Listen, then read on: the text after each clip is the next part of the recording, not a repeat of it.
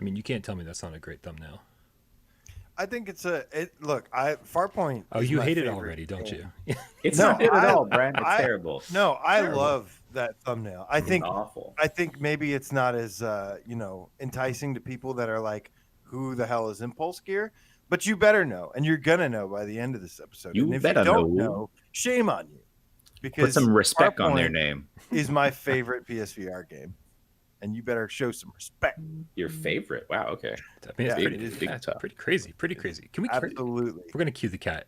Cue the cat. With maybe some Cue more the upbeat, cat. upbeat AJ, music. I want to say, Can you read the what's names of up everybody in here? to let's go, baby. Richard's Let's go. gameplay. He says, "Hi guys, have a great show. I will watch it later. Thank you so much for dropping in. Perfected Insanity. What we all think. Farpoint 2. Actually, ... Mervils 2. Oh, that is sick. Mervils TA, 2. Hello. Oh yeah. Says let's be real. We all really want is Squishies 2. Who is that? Will's alternate account. It must Trent be. Stanley. Burger Cap, hello. Julie the Kid, what's up, man? Robbie B, the English game cat, so proper, so posh. Carlos Vieira, hello. Hibsy, the game cat, our local news scoop, providing one news story today for us. In fact, Andrew Bailey, what up, homie? Ben Lee, the Spartan Game Cat, Gamer Chick 13, Dive Game Cat in the house. Todd, the Father Muckin Game Cat in the house. Knight, trying to save Freda. He's trying to save Freda. Doing what he can, man. He has emailed Sony. It can't God, be saved. It I have cannot been be saved. in those shoes years ago. Matthew Luttrell. Who else we got here? Mick Coles, Delirium Drew, Ace Bill, the Attack Cat, Duran Fan VR, Distracted Game Cat, Anakin, Ash VR, Hack the Game Cat, it's lit up in here. We're got Johnny Ripe off the Stray Cat, Guy Son Fist Bump to you, Alex the Meh, LC2552 Beats, hello, Bel Ramio, the Game Cat, Kyle Necht, Hunter the FNAF Fan, and Beard of Power, 666, and Slyburger. What up, y'all? And Slyburger. Hey, So you're a Slyburger. Beer of Power 666 in Slyburger. he's here too. It's a bonus. This is PSVR GamesCast Live, where we film live every Thursday night and bring it to you live, because that's what live means. You're here right now watching the world go by with us, very live. That's, man, do you know how many people are going to watch this later and go, this isn't relevant to me at all? That's a lot of you, but we love you anyway. Thank you for showing up now or showing up later. My name's Brian Paul from the channel right here, PSVR Without Parole, and the guys to my right, the boys, Dave from Dave Station VR. That was a fucking grand entrance. That was one of your best rooms so far. That was pretty good. Took an extra pull, I'm, too. I'm quite a fan. Hello, everyone. I'm just pretending I'm on Santa's lap. On the right-hand side of the screen is AJ from the It's Underground. one of the fucking PSVR. weirdest things you've ever said. Underground. What up, man? Keep it together, guys. Hold it together. When he says shit like that, I can't. So Embarrassing. is it embarrassing? I thought it was one of our funnier outros on Viewer Takeover. If you didn't make it to the end of Viewer Takeover, get in on the inside jokes, man, because otherwise you'll be sitting here going, "What the hell are these guys talking about?" Till the end of time. Shout out, real quick, to our friend J Meow for the $2 donation. Says y'all best not make us wait 2 hours for the Impulse Gear topic. We will. Have you watched this show before? Yeah, we're gonna do it it's after very the sale. deep. Very, very deep. Yeah. But I might give away a cool thing in the meantime. Oh yeah, I like giving away cool I don't things. know. I've I got like 3 giving cool away things cool to give things. away. I'm gonna throw them out occasionally throughout the show. Excellent. I'll try to catch one. Beard of Power 666 says Brian's coffee is strong. I agree. I'm also very sleep deprived, but all is well in the world of PlayStation VR, and we're going to tell you all about that in just a minute. But first, a little bit of housekeeping.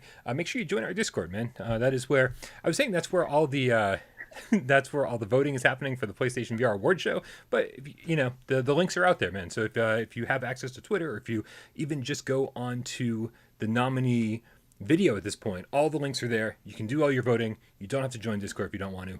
However, you should join Discord because that's where all the coolest cats hang out 24/7. Shout out to Bel Ramio, the game cat, with the €5.49 donation. Says, make Jay wait 3 hours.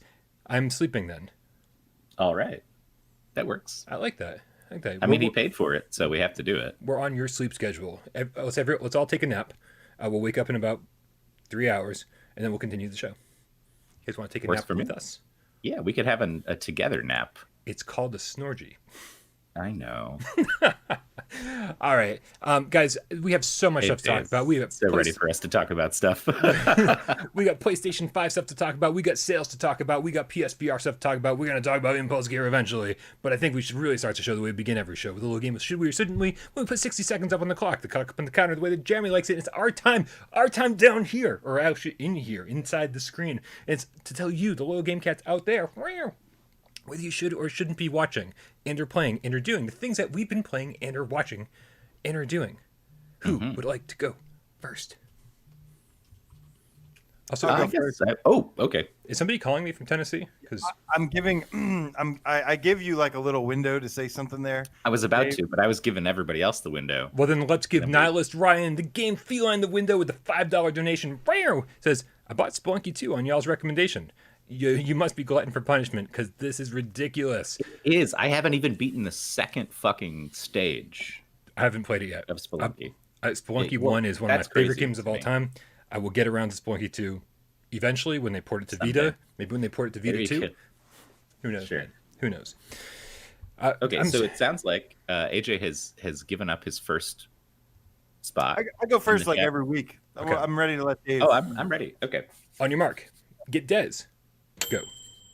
So I want to talk about a thing that I've begun calling fish screen. I think last week I talked about big screen. This week I want to talk about fish screen. It's a thing called Real VR Fishing on Quest. And only the Quest version has multiplayer. But what you can do is you can get in a room with up to 4 people, and they have a media window you can pop up. And one of our people in our community, Rogue, showed me this thing where you can just stream like from a browser window your whole desktop.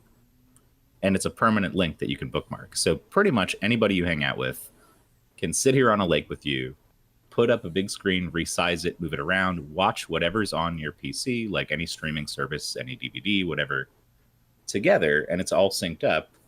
And if you want to fish, you can fish, but you don't have to.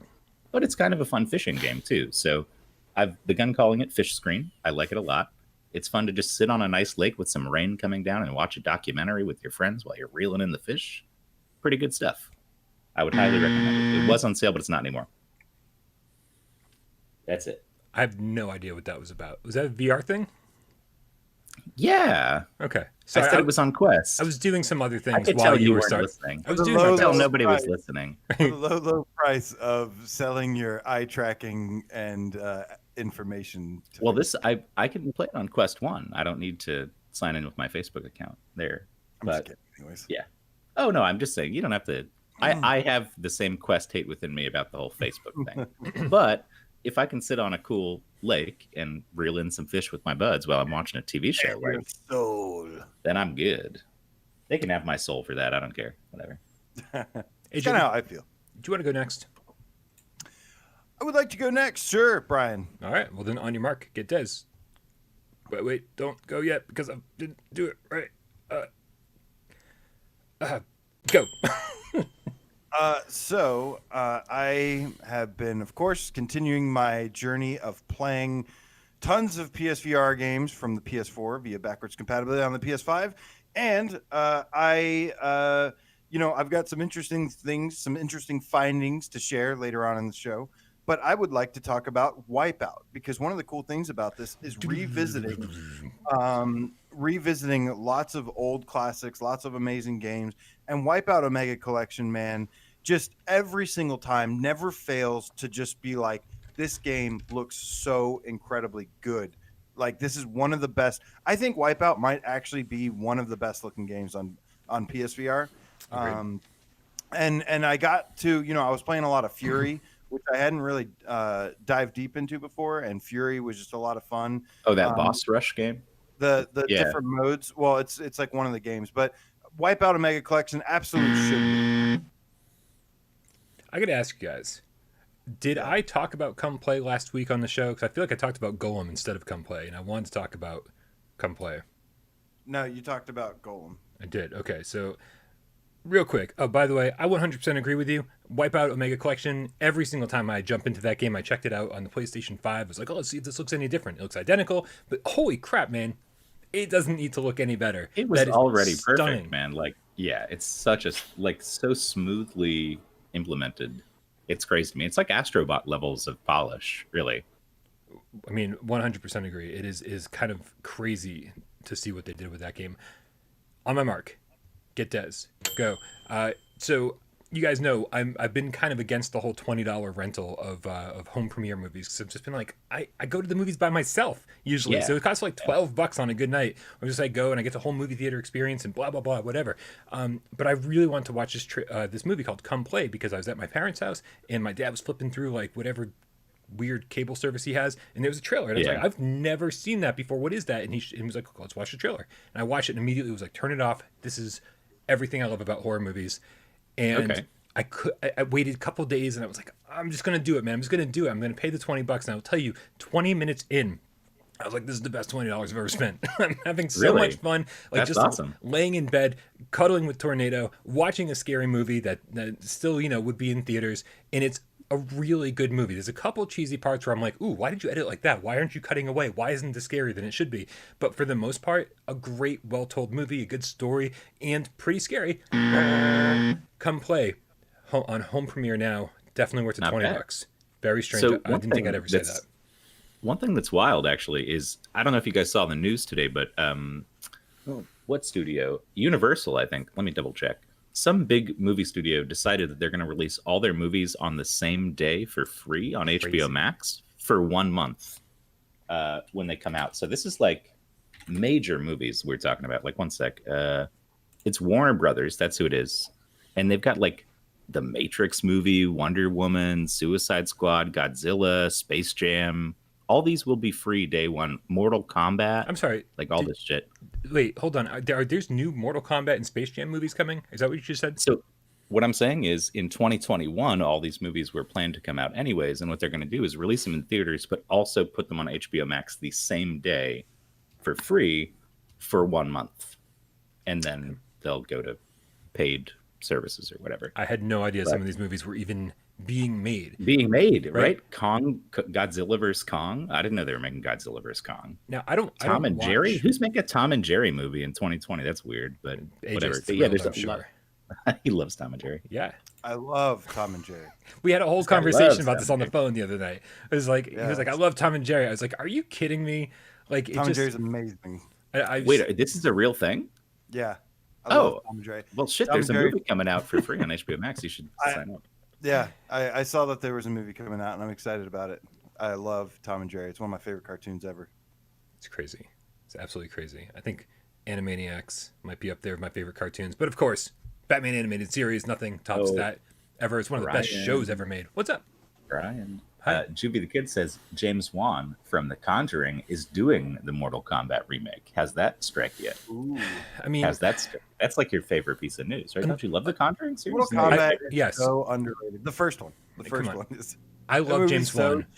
I love James Wan, but unless he's making a horror movie out of Mortal Kombat, then I don't care. I mean, Mortal Kombat is kind of a horror movie. You have to fight against these weird people who can shoot out fucking shit, and there's a guy with like 4 arms who wants to kill you. You know, I think it's pretty terrifying if you're being. Okay. There's Sub-Zero can freeze you if he just thinks about it.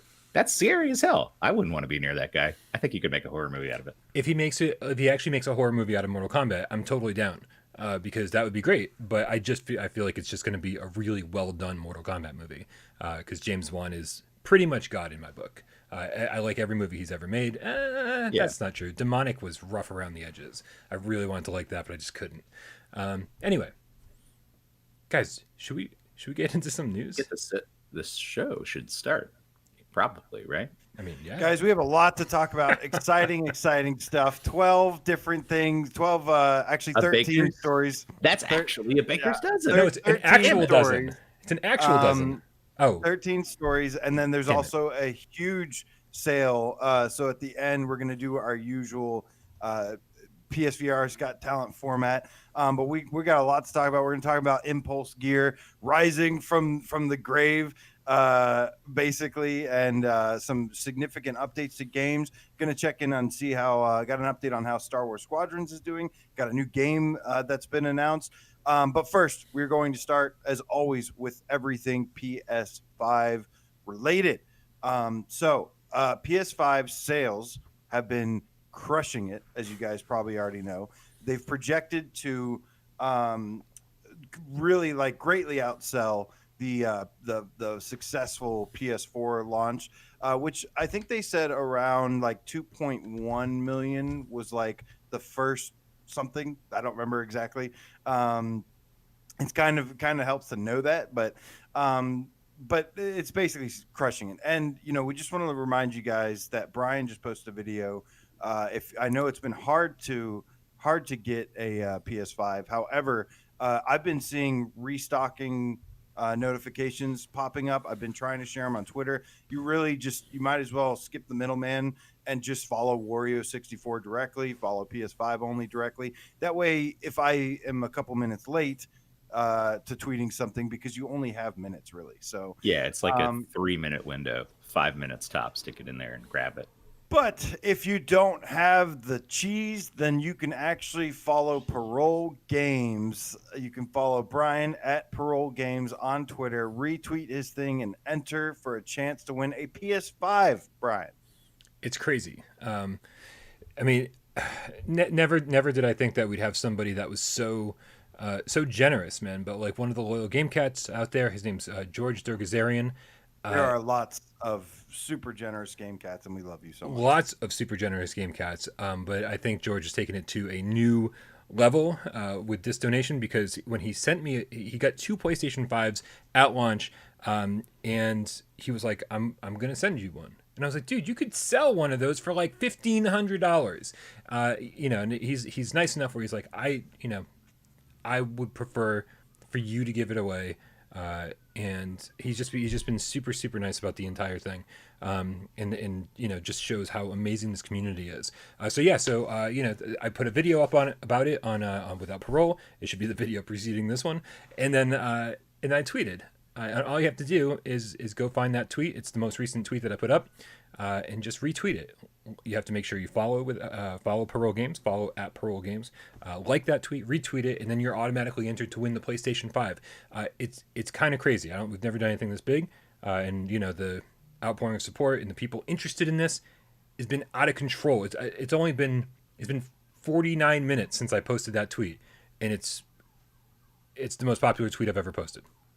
So thank you so much, George, for being such an awesome, generous game cat and sharing with our amazing community.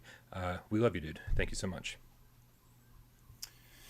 Hells yeah, man. Good luck to everybody who enters. Yeah, speaking of generosity, guys, get your little browser windows ready. I just dropped a code for Walking Dead Saints and Sinners in the North America store. So whoever gets that, enjoy, but let us know that you got it, so nobody else is trying. Absolutely. Twitcher the Single Player Game Cat asks if there's any way to enter without having Twitter. Unfortunately, not. We like to do things in lots of different ways to make sure that everyone can be involved. Sometimes we do things during the live show, but then that excludes people who weren't here live. Sometimes we do things just on YouTube, and we try to mix it up a little bit. And this one is going to be all Twitter. So if you have to make a Twitter account just for this, then I say by all means, man, go do it. Get a Twitter, Twitcher. Yeah, delete it after, right? Win the PlayStation 5, delete your Twitter account. No harm, no foul. We'll only have your info forever. In other news, there was PS5 absolutely crushing it. This is great news for our future, of course. The more install base, if they can replicate that success of the PS4, it's going to mean really good things for us down the line. Anyways, happy birthday, Cozy Doe. I just saw it in the chat. Happy birthday, dude. Happy birthday to you. But yeah, so there was a new patent that popped up, and this was kind of a weird patent because everybody was focused on this potential PS5 Pro, which anybody even talking about this and is like, they're already talking about a PS5 Pro. It's like, no, they do research years and years and years ahead of time. Everyone's going to get a PS5 first, trust me, before something like that is even possible of happening. But they were mentioning in this patent there was a PS5 potential Pro console, or just a console with 2 GPUs, which basically that's actually been something that's been tested in the PC market, and that is not something that even has really kind of gone very well, which is why most people just end up buying one really powerful graphics card. But the interesting part of this, if I dug a little deeper, and they were talking about a potential PSP over 5G handheld. Now, Sony has gone on to state that they don't, they don't plan on releasing a handheld device. Although I could see them maybe trying to get something like the Switch where you can take it on the go. But the interesting part that I saw here was that the 5G PSP portable console or whatever they're talking about used a cloud-based game management service, and basically, it just got me thinking that, but maybe we've speculated a lot about what PSVR 2 is going to bring, and I just thought maybe this is an application, a management software or something, maybe the operating system related to what we could see for a PSVR 2 being a standalone and console peripheral hybrid. Personally, I'd love to hear your guys' thoughts on this and what the chat would think.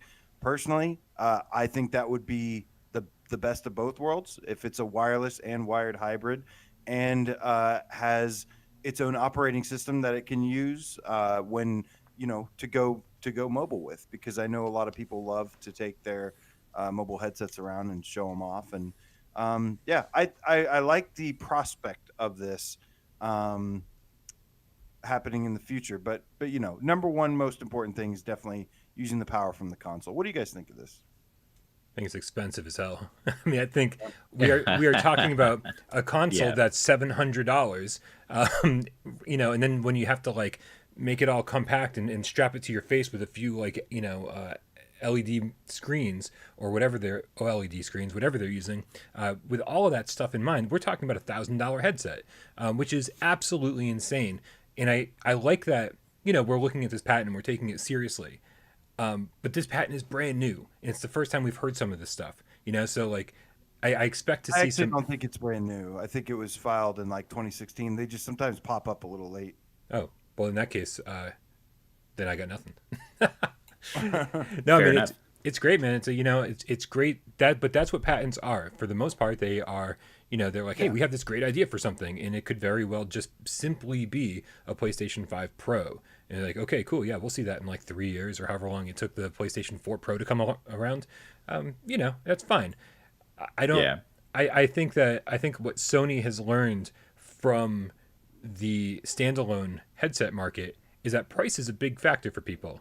But also, that people want full-fledged games that run on powerful hardware. So I think, again, there's only one way to do that properly, and that's to use the PlayStation 5 as a power source in terms of like processing power and hard drive and all that stuff, not have that on board, and then be able to make the headset powerful but cheap because it's using the PlayStation 5.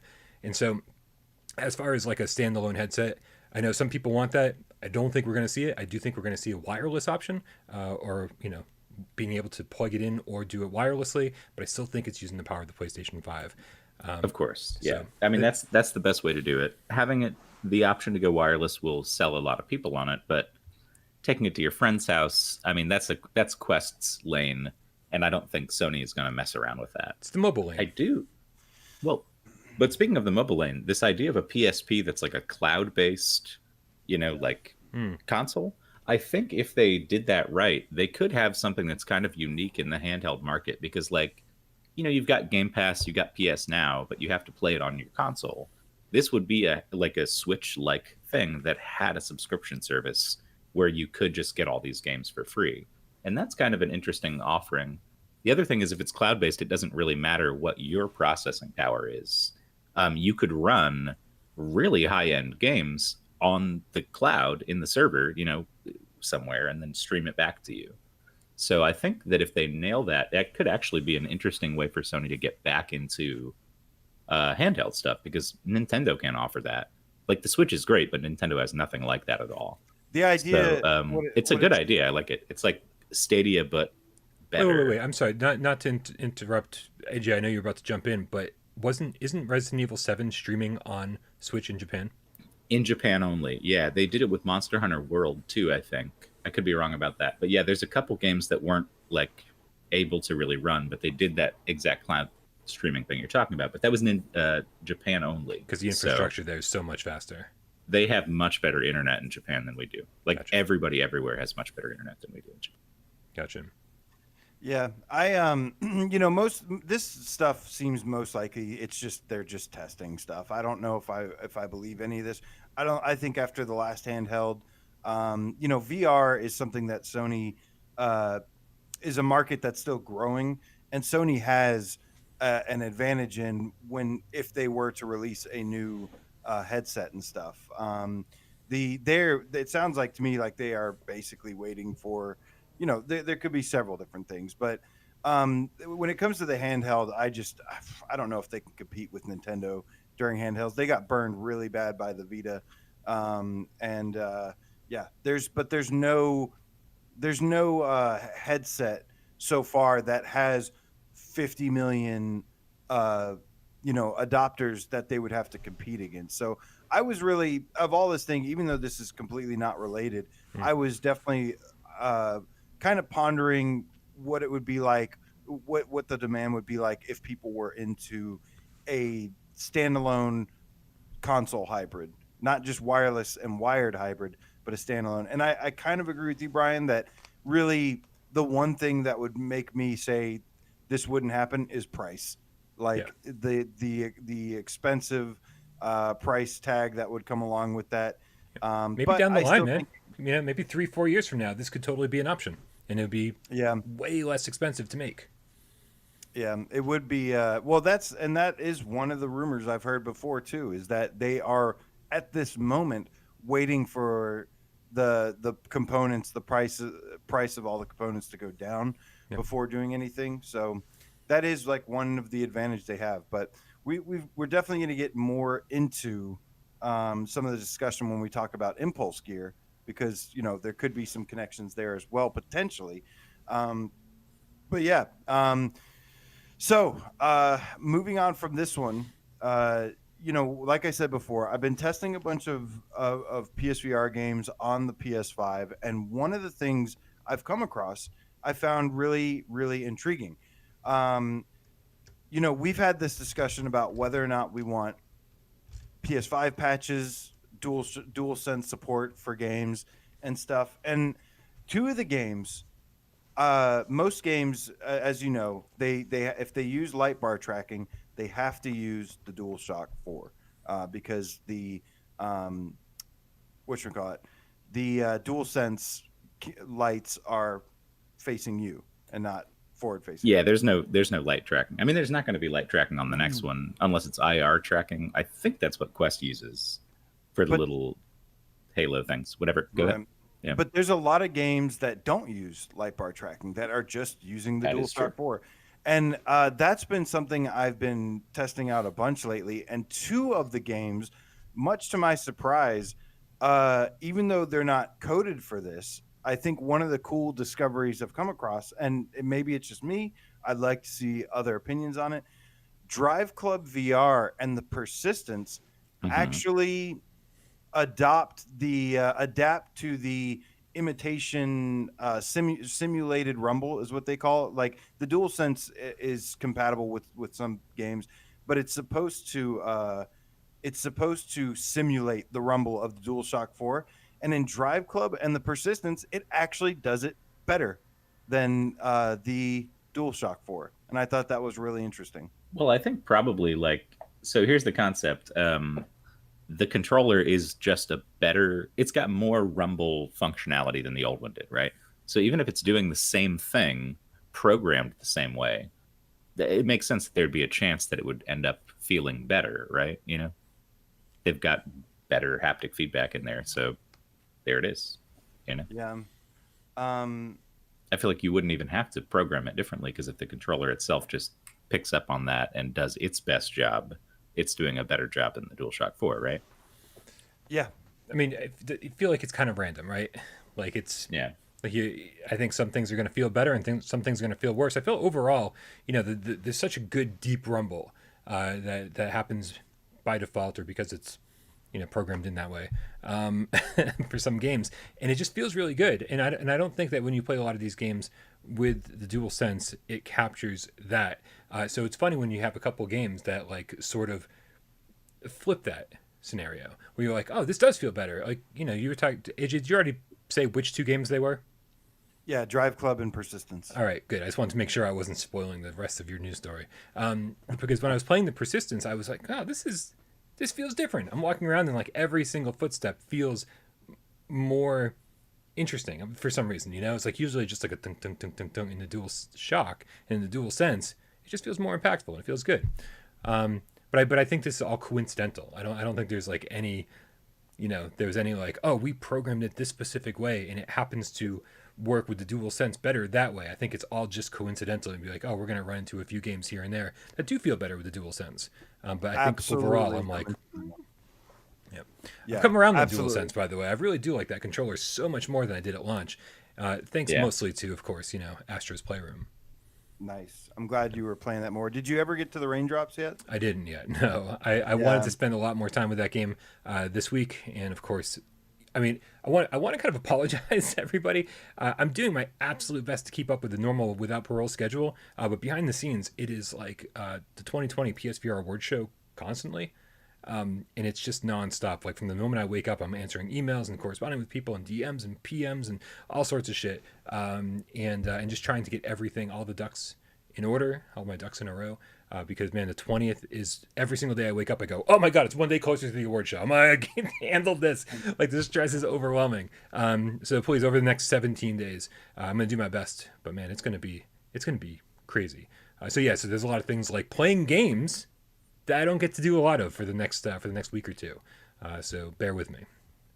Distracted Game Cat asks, how's the battery life in the DualSense? It is amazing. It lasts forever. It lasts all day. Really, but yeah. Just to give a quick description of what the DualSense is like, and again, this is totally by random. I just thought it was cool that so when you play Drive Club with the DualSense, whenever you're turning left and right, like you feel that like the way the haptics feel in the DualSense is, I describe it as crunchy. It feels like little crunchiness like all around the controller, and that's what makes it unique, is that it can hit in different spots, and the spots that it hits in, I think, are really good. When you're turning left or doing a hard left or right turn, you get that crunchy feeling in where your joystick is that you're using to turn. So it almost, just like how I said a long time ago, how I kind of wish it felt like resistance, like it felt like kind of like it was having some resistance. And same with like when you brake and stuff, it provides like that thing. And this is like just more reasons for me to be like, yes, we need DualSense support for any of these games. I understand from a business perspective, from a financial thing, it's fine. I get it, but people are already confused, and it's you're not gonna. It's really, when it comes down to it, like, to me, it just doesn't seem like you can make people more confused than they are now about VR and the functionality with PS5. Oh, I bet you could. The second you go, hey, here's a PlayStation 5 game, exclusive PlayStation 5 game, and it works on PSVR 1. And then PSVR 2 comes along. And then they're like, oh no, that PlayStation 5 game doesn't work on PSVR 2. That one only works on PlayStation VR 1. That's how these things could get more confused. Well, and the other thing is, we were talking about the PS5 Pro earlier. If that's a concept, then they're in their same situation again, the same predicament. Everything has to run on both versions. Except starting with way more power. Well, you're starting with way more power, but I'm saying, like, there are going to be some games that people are like, man, I wish we could get that on, but it would run on Pro, but it wouldn't run on this. The technology evolves. There'll be games that take more horsepower. Of course. Brian, what I've learned is, after throwing myself out here on the internet for everyone to see, I've talked to so many people. No matter what you do, man, there's always going to be confusion. There's always going to be people frustrated and stuff. Mm-hmm. And unless there's a lawsuit against it, I'm like, Sony, do whatever you can to these games. Give it all. Unless you can legally be sued. Why hold back? Play has no limits, Brian. Play has no limits, and you're limiting my play with that attitude. I agree. We should let all these companies go out of business and waste their time on shit that isn't going to be fucking profitable whatsoever, just so you can have a little extra thump in your fucking controller. Yes. That wasn't even an issue before. No one has ever been like, man, you know what would be so much better is if my controller rumbled a little bit differently. No one was even asking for the DualSense. We got it and we're like, this is fucking cool. But no one was like, oh my god, we need an upgraded controller. I mean, maybe there were some cats in that like really were like, this is something we need. But no. I there's not a single PlayStation VR game that I play that I go, if only. No, but only. it's just nice. No, but the adaptive triggers though That's a would different be really story. cool in VR. Yeah. If I've said this a million times, but bow and arrow games, which we have way too many of, but like imagine Horizon coming out, PSVR 2, this game that they're working on, the spinoff. You pull that back, and you feel the tension, and then like that would be a level of immersion that nobody else has right now in VR. And, and luckily, this will most likely be a PSVR 2 game with PSVR 2 controllers, and that'll be stuff that we get out of the box, and it's gonna be amazing, and I can't wait for it. Can we move on to the next topic, please? Let's move on. All right. Well, the next topic is the award show of 2020, the PSVR award show happening. Voting is going on right now. You can join our Discord.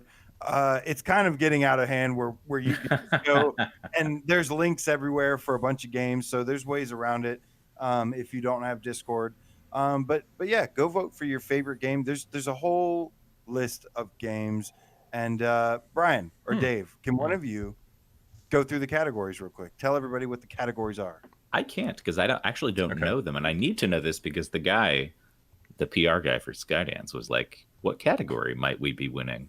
I gave every single developer who was nominated for anything, every single link to every single category they were nominated for. But let me run through it because I do have an entire document here with everything listed. Oh my god, I can't believe I'm about to do this. All right. How many categories are we in for? 12. Okay. 12 Baker's categories. dozen. No, a regular dozen, Dave. Baker's dozen is 13. He doesn't care. He's out of here. No, that's why I said it. No, because that's the joke on the Roper Report, right? He always says a baker's dozen, even when it's not 13. Right. Yeah, that's okay. I ruined the joke. I'm so sorry. All right. Best hidden gem. We got Budget Cuts, Final Assault, Separation, Crisis Brigade 2, Hotel R&R. Most epic PS. Tell you don't like how I'm doing this. Talk to me.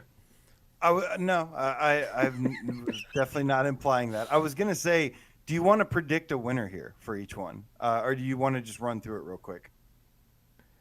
I mean, we can stop. Let's and talk not predict anything.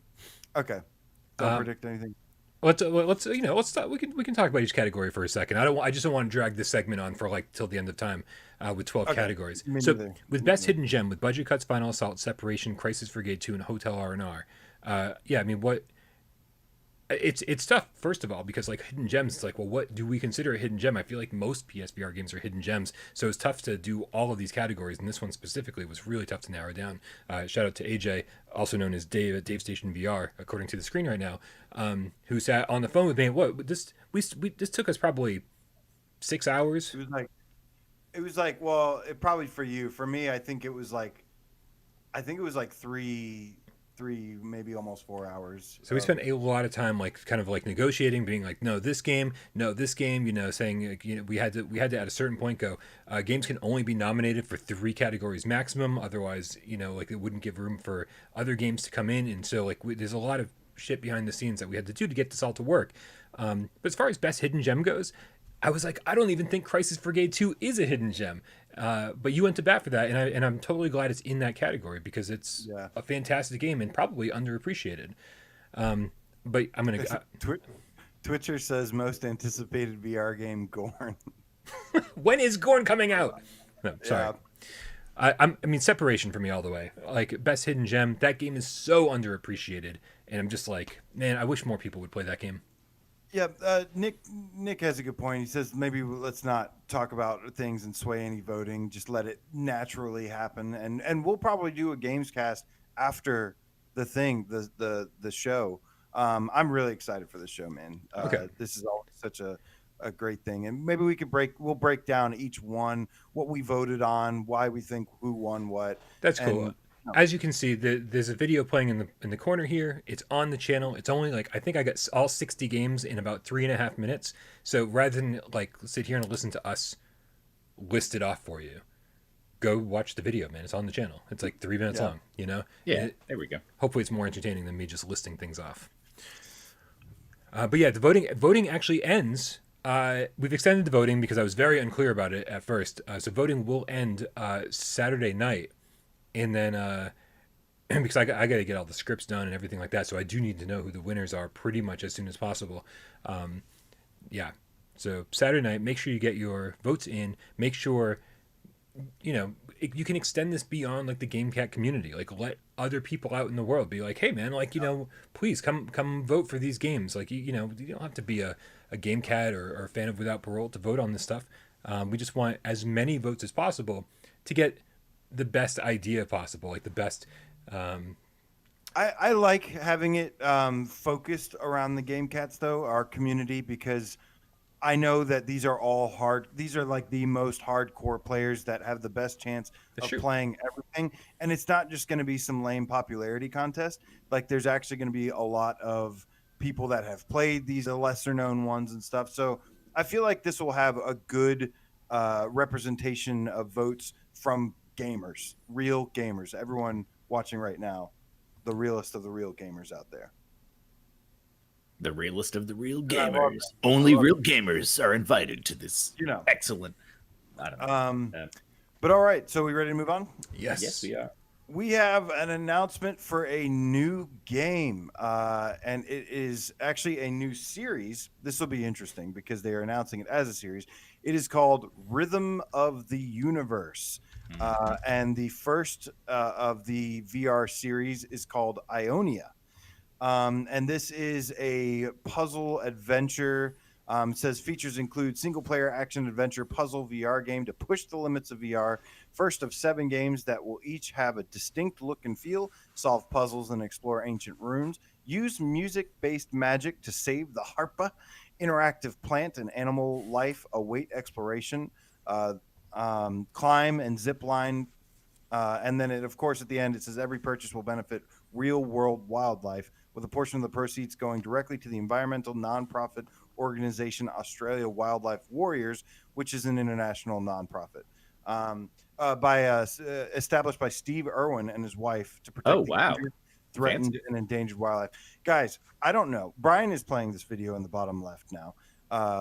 This game graphically looks absolutely stunning from what I'm seeing here.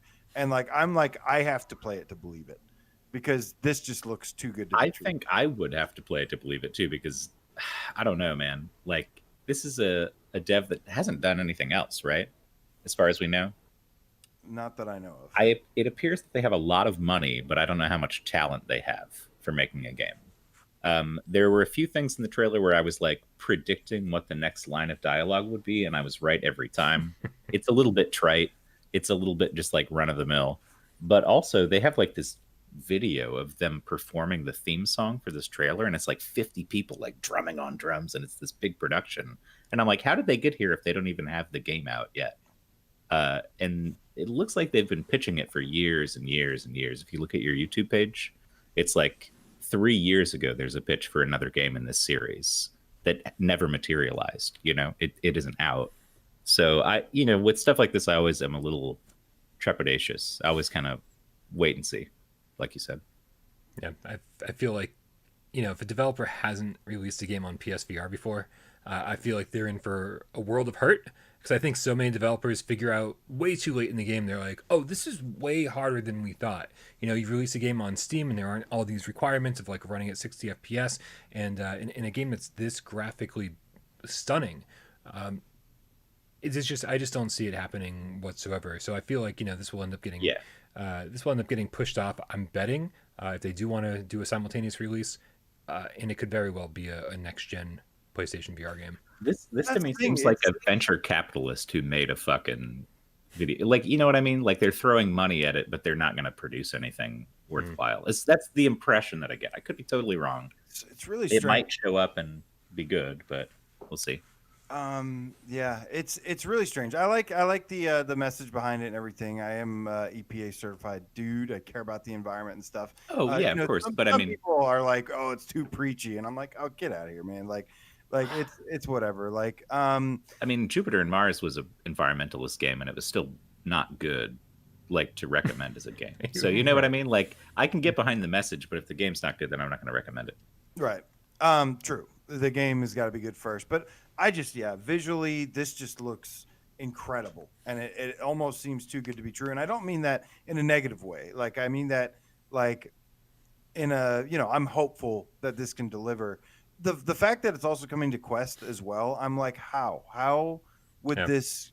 How do they plan on this? Something looking like this coming on the Quest? Like, well, so what- Andrew once C again, in the that's chat the- says, "Be wary when they make such an elaborate CGI trailer," and that's all Yeah, this could I be. think so. This could just be like, we want to make a beautiful world that looks something like this, and when we actually get it, it's going to be way more simple and way, I mean, if it's going to play on the Quest, it's going to be really simple.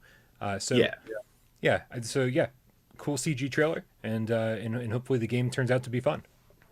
Yeah, I've seen little clips of gameplay and stuff, and it looks pretty similar. There's little like GIFs and stuff they have of the game clipped, and I mean it looks like that. So I'll be very interested to see if this actually delivers. I can deal with a puzzle game that is disguised as like an adventure, especially through like a beautiful looking forest and stuff. That's kind of like what Zing: The Land Beyond was. Like I can do stuff like that for sure. It looks really good though. Now, Hopefully, hoping the best. Q2 is when they've said they're planning. Is when they would like to release this. I'll bet a pizza. And so I want to with anybody. I'll bet a pizza with anybody does not make Q2. So at least on PlayStation VR. That's probably not. Yeah. And Trent Stanley in the chat says, "Great trailer, but where's the great gameplay?" Yeah, there's no footage of gameplay at all. I don't even know what this game is from watching the trailer. It just looks fancy. And any decent computer graphics design company could have put that together, even if they don't have a VR game ready to go. Like it doesn't even look like a VR cutscene. It looks like somebody said it looks like a 2D cutscene, and it really does. I mean, I don't see what would be added to it in VR from that scene. And this is an 8-part series, apparently. Oh my god, you've got to be fucking 7? kidding me! Like, I mean, this is. It's never happening. I love the ambition. There is no way. Right? There's no way. I love the ambition, but yeah, it's absolutely not going to be the case. Like, for people, I mean, again, if this is their first game they've ever made, I think they're going to come to a very quick realization that unless it sells insanely well, that it which it probably won't, because games like this never sell insanely well, right? But like these beautiful. If it was like a modern military shooter, that'd be one thing, but artistic.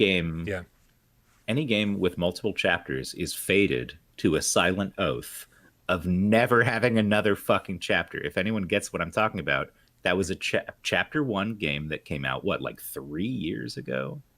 Was pretty impressive. And then, of course, nothing ever came of it. Yeah. And I can't think of a single one. Mortal Blitz was like a chapter 1. It was like a to be continued. Nothing happened. They just made a different game. Called it the same thing. Even flat screen games, man, they generally, when they announce right off the bat, they either generally like they don't all happen, or they get condensed and been like, oh no, we decided to combine part 3 and 4 into one, and it's like, okay, here's your Xenoverse Chronicles or whatever the fuck that game was called. No, that's the wrong game. Xeno. What was the PlayStation? Blade. No, Xenoblade Chronicles. PlayStation 2. That's a Wii U game. Xenosaga. Yeah. Oh, Xenosaga. Right, it's supposed to be like 5 or 6 parts that became very much shorter very quickly. Xenogears and stuff. It was a spin-off of Xenogears, right? Like same a lot of the same developers from Square went over to Namco and made a different series over there. And they read Nietzsche and they were just like, let's go. Yeah. So fingers crossed, man. We'll see what happens. Yeah, fingers crossed for sure. Looks stunning. We'll see if it delivers. Soul Dimension, Perfected Insanity. We got chapter 0. We never even got chapter 1. I love it. All right, so Star Wars Squadrons has announced that. All right, I think we're back up and running. So sorry about that, buddy. Oh, thanks, OBS. We love it. Or Star YouTube, Wars Squadrons, guys.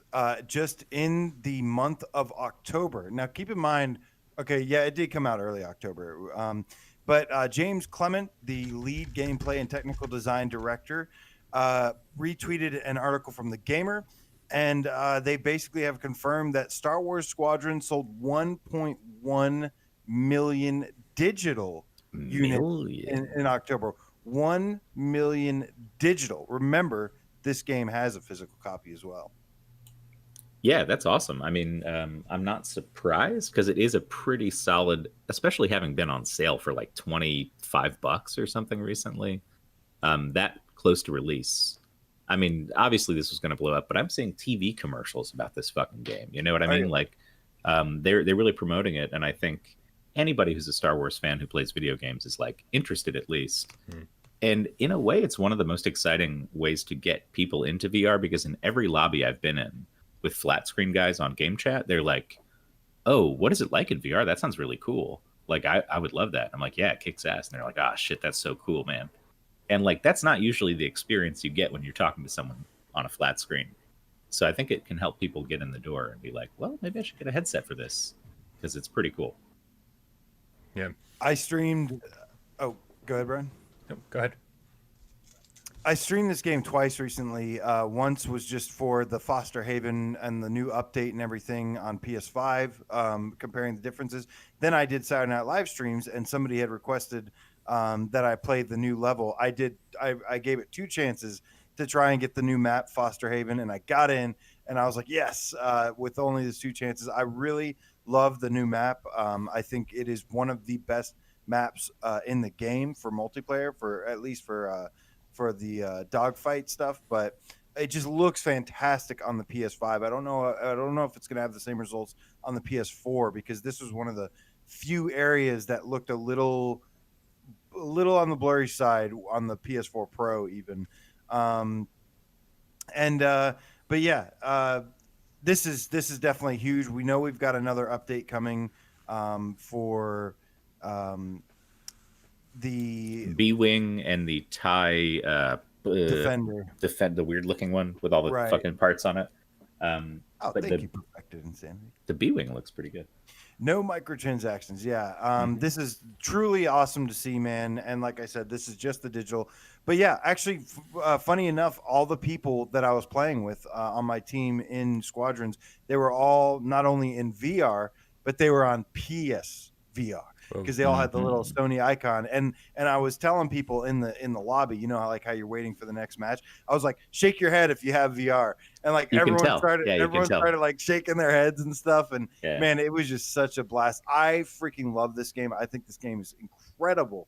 The gameplay, the immersion, just the lore, everything about it is so good. We needed this game like something awful, and it is fantastic. So Spliffy the Smoking Game Cat says private matches are coming in December also. Right. That is big. That's Don't you big watch fucking news. Parole, Dave? Never. I never do. But I only watch it when I'm on it.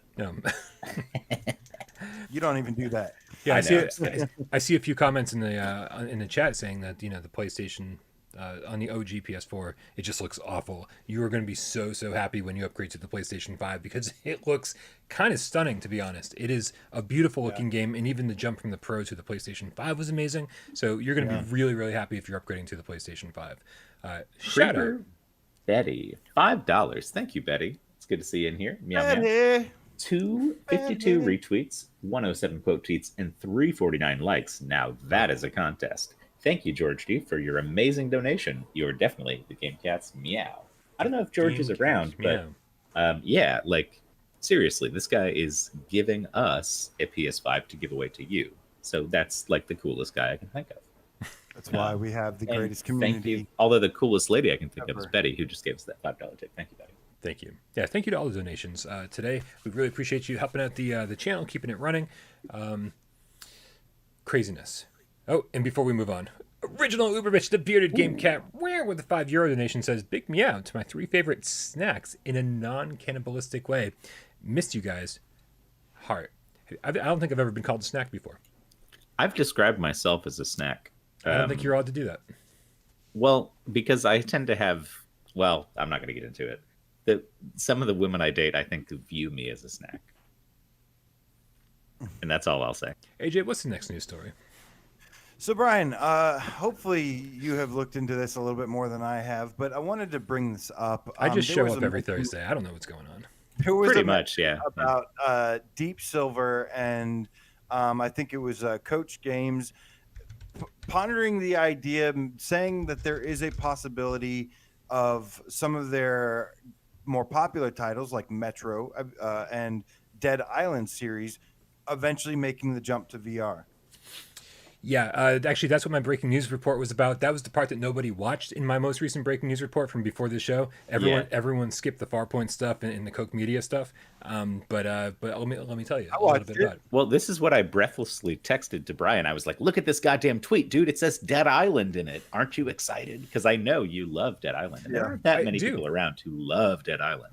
And so even fewer people around that like Dead Island more than Dying Light, because Dying Light's like everyone's like, oh, it's the evolution of Dead Island. It's the parkour version. It's more fun. I didn't like the world as much. I didn't like the crafting as much. I didn't like the side quests as much. I didn't like the look and feel of the game as much. I had more fun with Dead Island, especially with the the driving mechanics and the craft. I mean, it felt like a cool world to me. It was very colorful and stuff. It was like you were in this paradise location with zombies.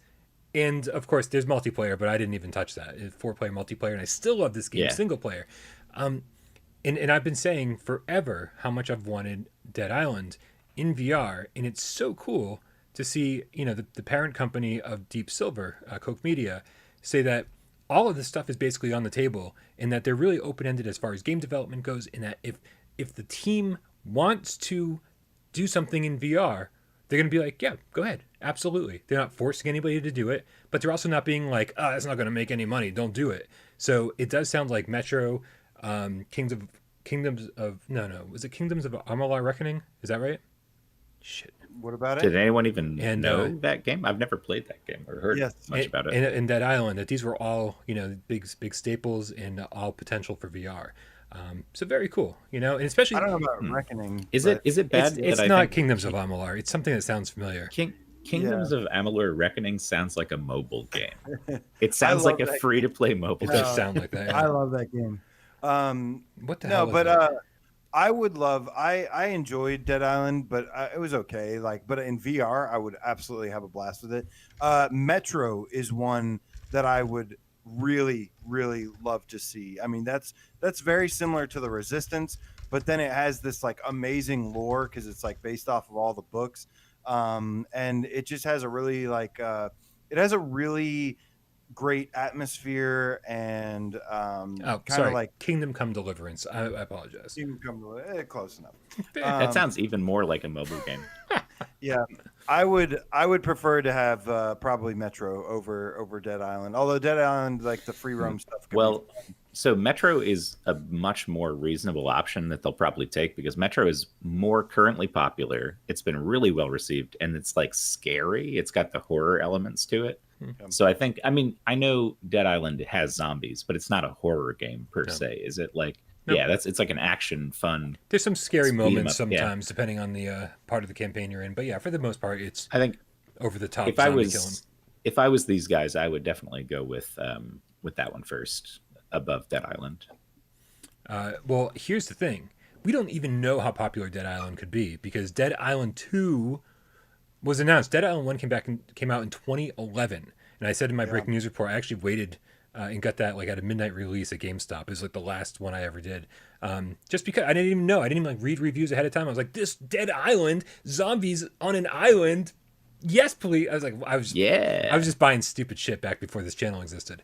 Could I be a character on Dead Island? With this shirt? Certainly be a character. I could be a character. To take an electrified bat with nails coming out of it and just hit you over the head. Totally. And so I was excited, but they kept screwing up the series. They did a cartoon kind of cell shaded third person version, which I bought even though it's crap. And then they did Dead Island Riptide, which is sort of like Dead Island DLC, but it's its own separate standalone DLC, and it's just it didn't even run well. It just wasn't nearly as fun as the original was. And then 2016 they announced Dead Island 2 with that beautiful trailer that's running in the corner here with the CG trailer. But then just it kept switching developers. Sumo Digital at one point was a developer of it. That's a good developer. I like Sumo Digital for the most part. Yeah. But it's crazy, man. It's it just was in development hell, and everyone's like, "There's no way this thing is coming out." Dying Light is obviously the new Dead Island, and now they're saying, "Oh no, it's still kicking around somewhere. We're still making it, and the potential for VR is there." So very intriguing to see these big companies take VR seriously enough to go, yeah, if the dev teams want to do it, then yeah, by all means, let's do it.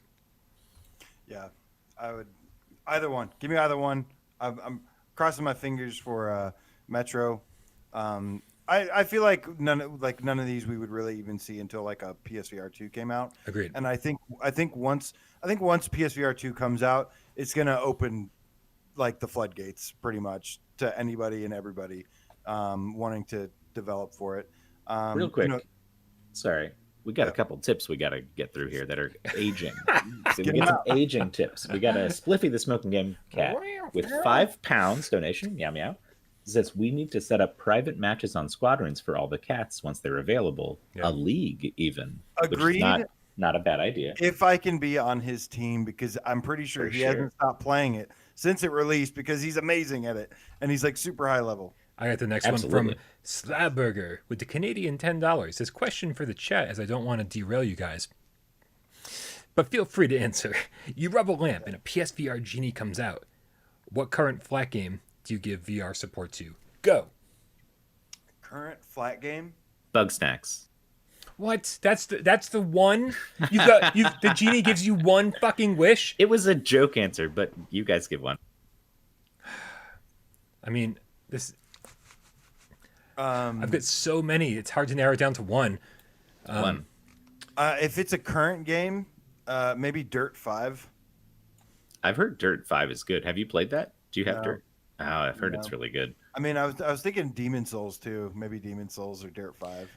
I don't know why Demon Souls would need to be VR, but I mean, it would be cool, of course. But I'm so Dirt would be better. Yeah, I kind of want. I need my racing fix. I want a game as big as Skyrim. So like maybe like Fallout 3 or Fallout 4. If they could make that run nice and well in VR.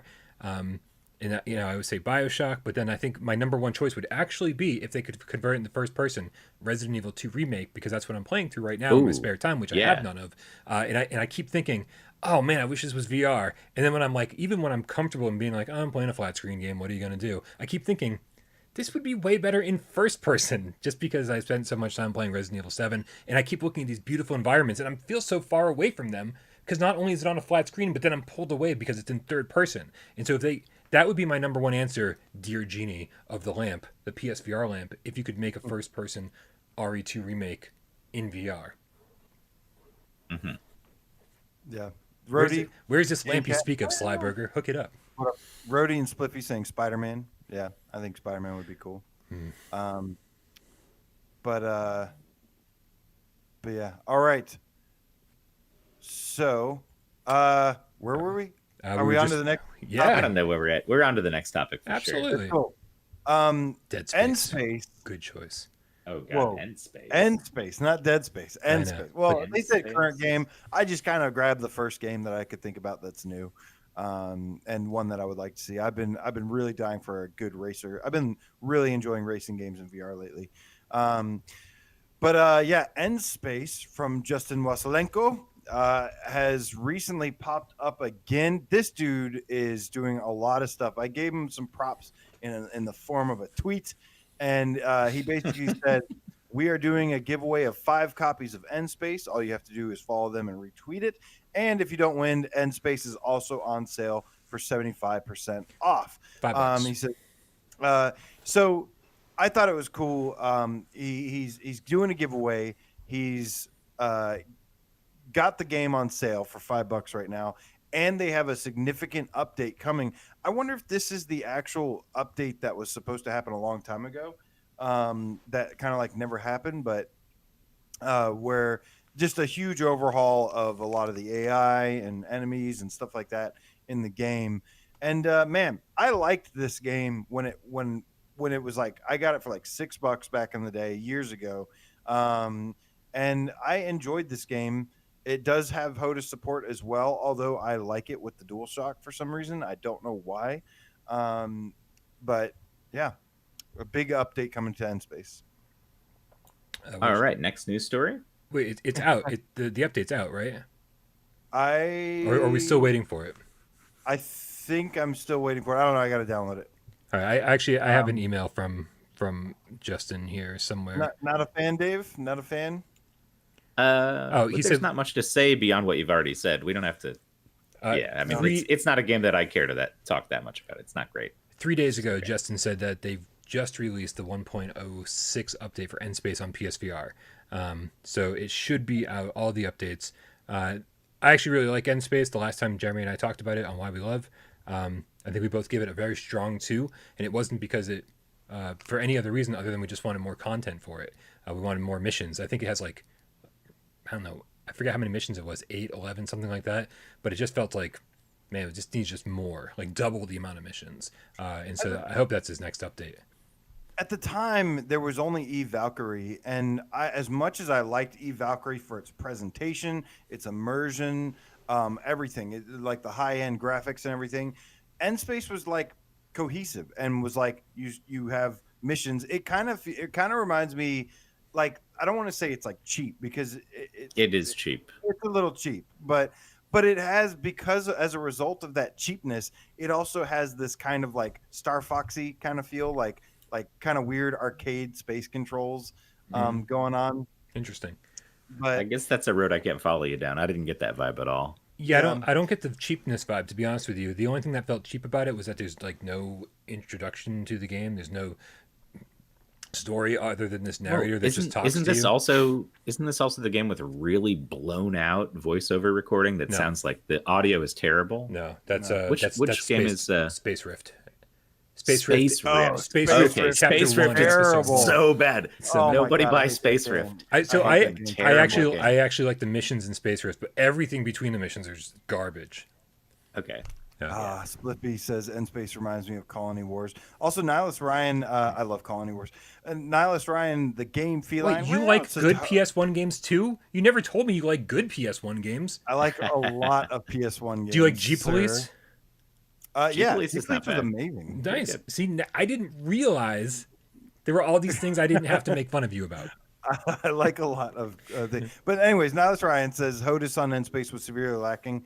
I guess he means like it wasn't good with the HOTAS. I kind of agree. I actually like it with the DualShock because it's just the controls are tight. They're kind of arcade feeling, and they're good. But $5. It's a should we? Oh, War Garble, War Garble, the president of dreams, the new president of dreams. He needs War to be Garble elected. 2, the sequel. $10 donation. Thank you, sir. Spicy lotion, the spiciest of lotions. Much love to all of you. I don't understand it, but I like it. Thank you, War Garble. Yeah. That's how I feel about your games too. I'm like, I don't get it, but I love it.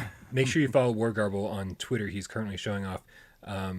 Actually, I don't know if you're showing things off on Twitter. Maybe you should just you should follow War Garble anyway. He's a great dreams creator. But we just did an interview with War Garble regarding all of his dreams creations, and we showed off a nice chunk of his upcoming game, and it looks incredible. So yes, House of the Dead inspired shooter that apparently supports aim controllers as well as all controllers. I'm excited. Very much looking forward to it. Thank you for the donation, War Garble. We appreciate you. We love you. Yeah. All right. So, what is up, Marcelo Fubus? Good to see you, man. We've got another significant update, Crisis Brigade 2. Crisis Brigade 2 is adding a significant update that will bring 4 new difficulty levels, just four difficulty levels total. Yeah. Improved enemy AI, improved enemy physics, and cross-platform co-op. I don't know if we have a release date for this yet, but this is good. I was a little disappointed with Crisis Brigade 2 at launch for some of its replay value, some of the design stuff. But like at first when you play it, it's like this really awesome looking, really fun game. Hey everyone, but I've been more and more impressed with more updates that have come out, and I think AI Who's definitely one. Who's playing? For a year while playing alongside other top creators. Check Is it that out you? live online. What's the problem? What's going on? I'm hearing like music and stuff, and I don't think it's coming. I don't have any. I don't have it's any coming music. from you, man. Hold on. I think it's you. It's you. I don't have anything going on. Yeah, it's something. You got a My window. apartment is silent as hell. You got a window for an ad or something. Has no annual fee This is on any absolutely insane. Is it the Crisis Brigade music? One thing I've learned. I don't know where it's coming from. Everything looks better None of my when it's windows have. Okay, can you guys hear this? No. No, not you Gordon guys. Hayward shows his opponents no mercy. The chat's like, what is this? So maybe. I don't know where it's Why coming he from. refuses to play on anything but gamer-grade internet from Xfinity. Did someone hack the stream? Okay. This is too easy. Wait, everyone. 1 second. I don't know where that was coming from. I closed every single window, and it still took a few seconds for it to go away. Everyone's saying shameless Chipotle plug. Yeah, I don't know what. None of my windows were playing any ads or anything else, so I just closed the entire thing. And Guys, we have to pay for our games that we cover somehow. Okay, it's back.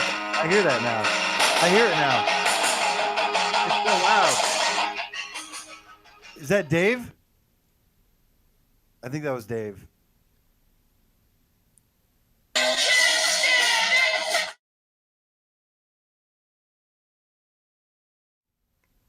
What is happening? Dave, get your shit together, man. Please don't get us a copyright claim for GamesCast Live. I wasn't.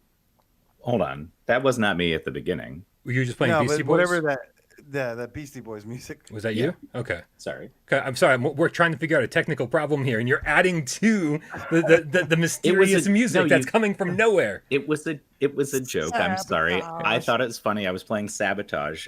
We said who hacked the stream. It was a brief clip. I'm sorry. It was a joke, but I'm sorry. The initial problem had nothing to do with me. I don't know what the fuck it was. I do agree, Perfected Insanity. It's a great song, just poorly timed. Well, I'm sorry. The chat seemed to like Oh, it. good man. As long as the chat likes it. Fuck the show. All right, so guys, are you excited about this Crisis Brigade 2 update? Dude, I'm just waiting for fucking co-op to come. Multiplayer. We've Yeah, been the waiting multiplayer is going to since- be the fun thing. Yeah. Right? They said summer 2020, and obviously, we understand, COVID and all sorts of different. PlayStation can be an issue sometimes when trying to get things up and running on PlayStation. Like PlayStation as a company can make things more complicated to get things running on PlayStation VR. So we get it. We totally get it. But holy crap, man, this has been way longer delayed than we expected. So I'm excited to finally get that for sure. Yeah, because they said summer and then fall. Now it's next year. Right. It technically, it is next year because they said a couple weeks. It could very well slip into January. Yeah, I kind of forgot they said summer because summer is clearly over at this point, like well over, and it never came. So, Yeah. All right, so looking forward to that, man. Because like I said, I've been enjoying that game a lot lately. I think it's a pretty quality game, and Improved the enemy shield. AI too, huh? Yes, that's what I really can't wait to see. Because right now it's very much a cover and blind fire simulator, and there's like no. I like the gameplay to actually have like mechanics to figure out, stuff to do, not just sit there behind a wall and stick your gun out and shoot. I like actual mechanics to gameplay, and I'm hoping that this is a nice little overhaul for that. All right, so it is time to talk about a recent article. Guys, Impulse Gear, the developers of Farpoint, the developers that helped create this beauty of a peripheral. it's always like 5 inches away from you. I don't know how that's always possible. have this nearby, my sweet aim controller. Impulse Gear, guys, has popped up from out of nowhere, and basically saw them on Twitter, and they said, it has been a while since you have heard from us. No Been a shit. while. And they said it's finally time for an update. So just real quick, I'll just, we'll run through here. But they said, this is from the impulsegear.com. They said, first of all, thank you for your continued support. We've been hard at work exploring the possibilities of VR, learning from our work on Farpoint, my favorite game, and building something special. We look forward to sharing more with you soon. And they go on to say that they have so much to share that since they've launched Farpoint, they've expanded the team, moved into a new office, and they've embraced new technology and development methods. And they've iterated on many, many ideas. We also adapted to the pandemic, transitioned to a fully remote workplace. Guys, I don't know about you. And Brian, I know what you have to say. Am I going to say that but- Dark Slate Diaries just tipped us $5? He said, obviously, you were hearing someone's shameless self-promotion. I love it, man. Absolutely love it. Whatever you do, don't go to Dark Slate Diaries on YouTube. Not go to Dark Whatever Slate. you do, absolutely don't. Thank you so much for the donation, bud. Yeah, man, this is great news. You know, like we hadn't heard from them in forever.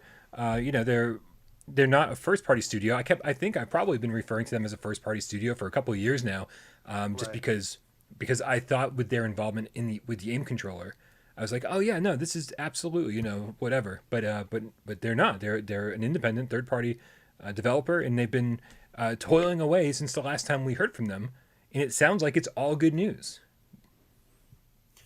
Yeah, I was ecstatic to hear this. The best part was we had just done a viewer takeover, and this part was cut out. Yeah. But we were talking about, well, we haven't heard from Farpoint in a while, and I was not feeling it. I would suppose I'm usually the happy-go-lucky, optimistic guy, more optimistic than you guys most of the time. And this was like the one time. This was like the one time where I was like, I'm going to be the asshole and be like, Impulse is disbanded. We're not going to hear from them. They're moving on to something else. There's not going to be a Farpoint 2 sequel. And then I'm so glad Brian has been behind on his work lately, because that would have been published. But luckily, we waited like a day, and then they came back and with this article. Also, on top of this article, they posted a picture of a wall with some Post-it notes. But man, I am super excited to see them back and checking in with us. We haven't heard from them since the cryo update in 2018, where they added the PvP, which and expanded on the co-op levels and challenges and stuff, which were absolutely amazing. God, I could gush about this game all freaking day long. Did you notice that the Post-it notes are all like blurred out, or like half of them are blurred out? You can't even really read them, and I don't know if that's intentional or if it's just a bad picture. Well, some of them are very blurry, and some of them are not. So I think it's very intentional. The only one I see that I can read says the dangers of isolation. Yeah. The dangers of declaration of global politics. Homer's Odyssey. No, deceleration. Wait, I can't even read that word. Global politics. I like seeing the thing. Fate is here.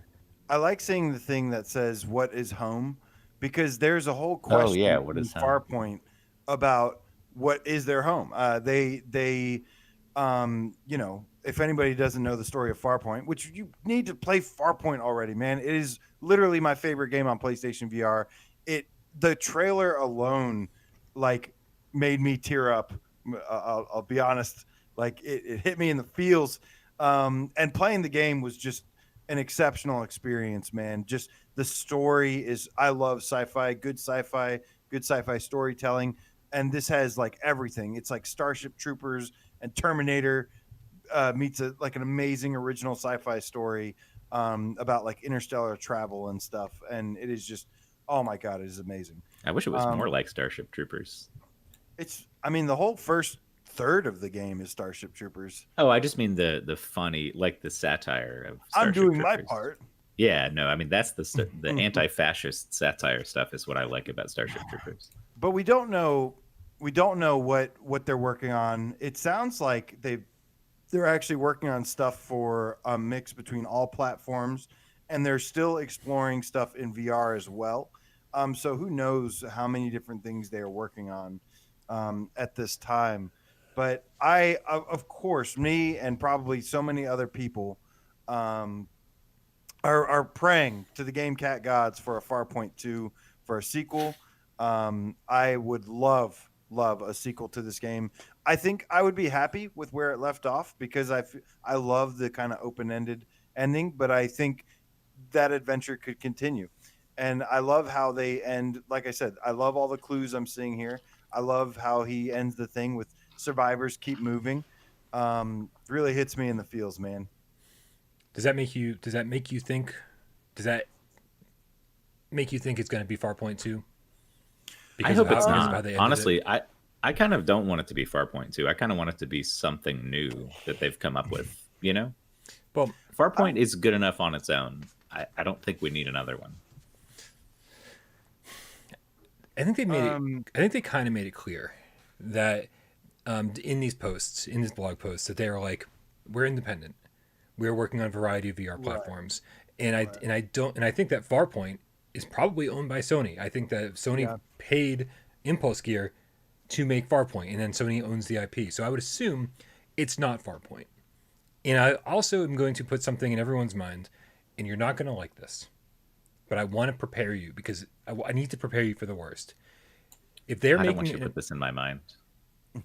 if they're making an announcement in just a couple months, and Sony's not ready to talk about PSVR 2 yet, we've got pizza bets. We've got pizza bets that they're not You're going to saying announce it's a quest. It's a quest game, then, is what you're saying. What I'm going to say is that obviously they're developing for a Sony platform, for Sony the next PSVR. What I'm saying is that I doubt they're going to be releasing a big Farpoint like, a single A experience on PSVR 1. I think, they're the ones that introduced us to the aim controller. I think they're going to introduce us to PlayStation VR 2, but I think it's going to be cross-platform. And if Sony's not ready to announce PSVR 2, then I do think that we could possibly get an announcement from Impulse Gear saying, hey guys, our next game is almost here. And, at the end of the trailer, it shows, PC VR, maybe Quest 2, and no mention of PlayStation at all. Just because Sony's not ready with their announcement yet. And so I want to prepare everyone, just because Impulse Gear announces their next game, if they announce it before PSVR 2, it's very, very likely that it's going to sound like it's not coming to a PlayStation platform. Because they can't talk about it yet. However, the flip side of that coin is that if they're ready to announce something in just a couple months, then Sony could very well be announcing something in the next couple months. Right. That's basically the two things that you could see happening. You're absolutely right. I think it's good to set people's expectations. Brian has a good mindset always when news breaks, to never get too high and never get too low. To just kind of steadily go with the flow and stuff, and don't read too much into things. Fully a Don't dear assume father. anything. Sorry. Well, but yeah, I mean, yeah, to me, I have my downfalls. I wouldn't be surprised if if Sony's not ready with their next VR headset and stuff. It wouldn't shock me to see something coming to like the PC side first, or maybe even a flat PS4 game, something, But yeah, obviously to me, I would love this to mean that, hey, we're a couple months out from hearing about PSVR 2, and and Impulse Gear has something for it. But obviously, that's the wishful thinking there. But I think it's still a possibility. Just because it's wishful thinking, I don't know. I don't think it's entirely impossible. It's just the best case scenario, and it would be like a dream come true scenario. I mean, the question is if it is Farpoint 2, could it release on all platforms? We don't really know the answer to that. We don't know how far, Sony's grasp is on this, what they're allowing them to do. And the other thing is if it is Farpoint 2, other consoles or other headsets aren't going to care about this game all that much. Like it found a lot of love in the PlayStation VR audience, in that community. But if it came to Quest, or if it came to PC VR, I think the sequel, a lot of people would be like, whatever, we didn't get the first one. How much are we going to really care about the second one? It's possible. Don't get me wrong. Especially if it comes out and it gets great reviews and everyone's like, oh, well, by all means, I guess I'll check it out. It sounds amazing. But like this is AJ talks all the time about the amazing story in this game, about how amazing Rob Yescombe is, because he wrote such a great story. And I feel like you don't want to play a sequel to Farpoint without having played the original. And I think that causes some problems when it comes to a sequel on other platforms. Yeah. I could see them doing something else, but I really love the story of this game. Honestly, everything Rob Yescombe has written, every game he's written for, I've really liked. Invisible Hours as well. I think they're two of the best stories. You don't get stories like this in video games, man. That's why games like The Last of Us or other ones that have these really compelling stories stick out so much, because people play games for the experience, the gameplay, the fun time that you have. If it's a family game, the family fun together or whatever, or friends fun with your friends, shooting your friends in the face. And to have a game with a story this good was like, it's so unheard of to me. It's so few and far between where you get something this good. And yeah, I don't know. We got a real quick donation from Donatello the Scientist Game Cat with a $10 donation. Says a prayer for AJ. Please, oh great Game Cat God, who art in Game Cat heaven, please anoint PSVR with Farpoint 2. Amen. Meow. Amen. Peace be with you. Peace be with you. I totally agree, man. Thank you for your prayer and your donation. The Game Cat gods have smiled. He upon put some us. money in the tithing. What do they call that thing where you put the money in the jar? I don't know. Which is this a Independent specific church. jar? Oh. No, it's not a jar. No, it's they like a plate. pass the basket around. Like, The offering. They The offering. shove You the give your basket in your face and go, "Give us some money, fucker! I'm putting a basket in your face. Look at everyone else who gave us money." Well, no. Here's the other thing. A guy puts $1 in it and hands it to you, and you've just seen the person sitting next to you put $1 in there, so you're like obligated socially to put $1 in there. You know what I mean? Yeah, I'm obligated socially to. You know what? Let's maybe not talk about religion on Gamescast Live. All right, my bad. I brought it up. That's fine. That was That's my fine. fault. Beast -1 says Farpoint is really that good. What do you guys think? I know that this game, like I said a million times, is my favorite PSVR game. Is one of my favorite games of all time. But I know it's not necessarily the same for you guys. But I also know I've kind of explored it a little bit more, maybe. Ooh, Peace -1 says, "All right, boys, I'll talk to you later. I'm about to start Farpoint." Good Yes. idea. Get out there. Can't play wait to it. hear you It's come great. back and tell us about it, or Yeah. your experience with it. I have a small issue with Farpoint. I think obviously the aim controller is perfect. I think the graphics are amazing, and especially on the Pro, there was like this extra sense of depth that really felt like the characters and the environments really popped out a little bit more than it did on the OG. Everything felt and looked great, but I felt like every single level was just a big, long, fairly wide tunnel, and I just didn't love the level design.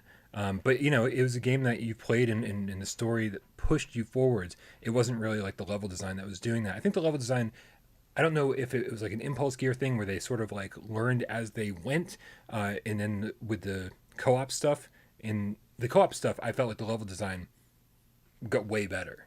And like the story stuff, I was like, I'm not in love with the level design. I feel like it just being pushed down a corridor the entire time. So I would love to see their next game be offer a little more exploration. Because I would go off to the corners of the map and be like, why did I just come over here? There's no reason for me to come over here. There's nothing to find. And they're like, okay, well, from here on out, I'm just going to keep going down the corridor because there's no reason to kind of venture off. And in a game like this, which is such a solitary experience and kind of like an emotional journey and stuff, I want to take my time and really like explore every corner of the map. I just wanted there to be a reason to do so. So it's a small complaint, but it's something I remember every time I think about Farpoint for some reason. Ornery Brush says, should I play Farpoint if I don't have the aim controller? I think you'll have the best experience with the aim controller. It's but I designed have heard around from people, the aim controller. I mean, the aim controller, if you play it, I mean, I would definitely give it a try just for the story, for the co-op. The co-op is, oh my God, just amazing. That's something that I would like to see them do as well is the PS5 patch, man. This game could use a PS5 patch. It already looks fantastic. It already has dynamic resolution after the Pro patch and stuff. But I would love to see them crank it up a little bit for the PS5. And that's one of the announcements that I'm hoping we get from them very, very soon. Because some of those cutscenes, especially the beginning one, when you're out and you're looking at the black hole and everything, they're a little bit on the blurry side. The game mostly looks fantastic, but some of those do look a little blurry. I don't want to be a negative Nancy, but I'm going to say in response to that, I wouldn't count your chickens on that because Sony funded this game, and you compare this to something like White Moon Dreams and Starblood Arena. Starblood or White Moon asked Sony, they're like, can we please patch Starblood Arena to make it playable offline with bots? And Sony was like, nope.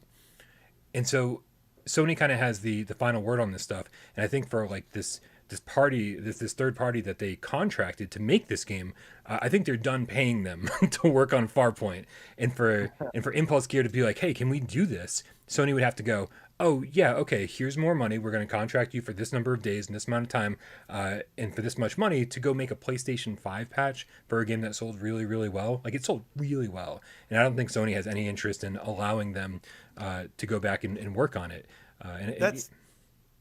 That is one of the encouraging things that you just mentioned too, is that when they, after making Farpoint and selling it, this is a big budget game, obviously, with the cinematic stuff in it, with the gameplay, with all the assets and environments, great voice acting, features, absolutely.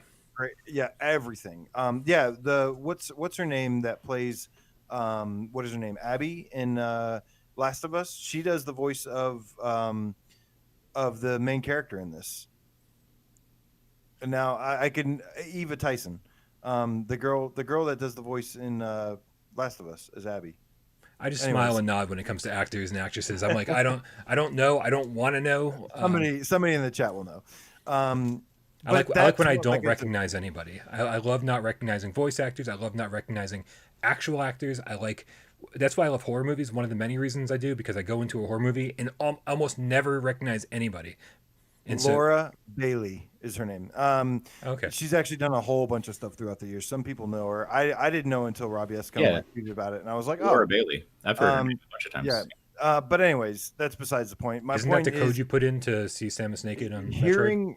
It is very encouraging knowing that this was a very, very expensive game to make, and that they were successful enough to actually expand their team. Yeah. I love to hear that, because so many of those early ambitious VR titles failed miserably. I mean, even if they were good games, they just didn't make the money back, because VR games are more expensive to make than regular games.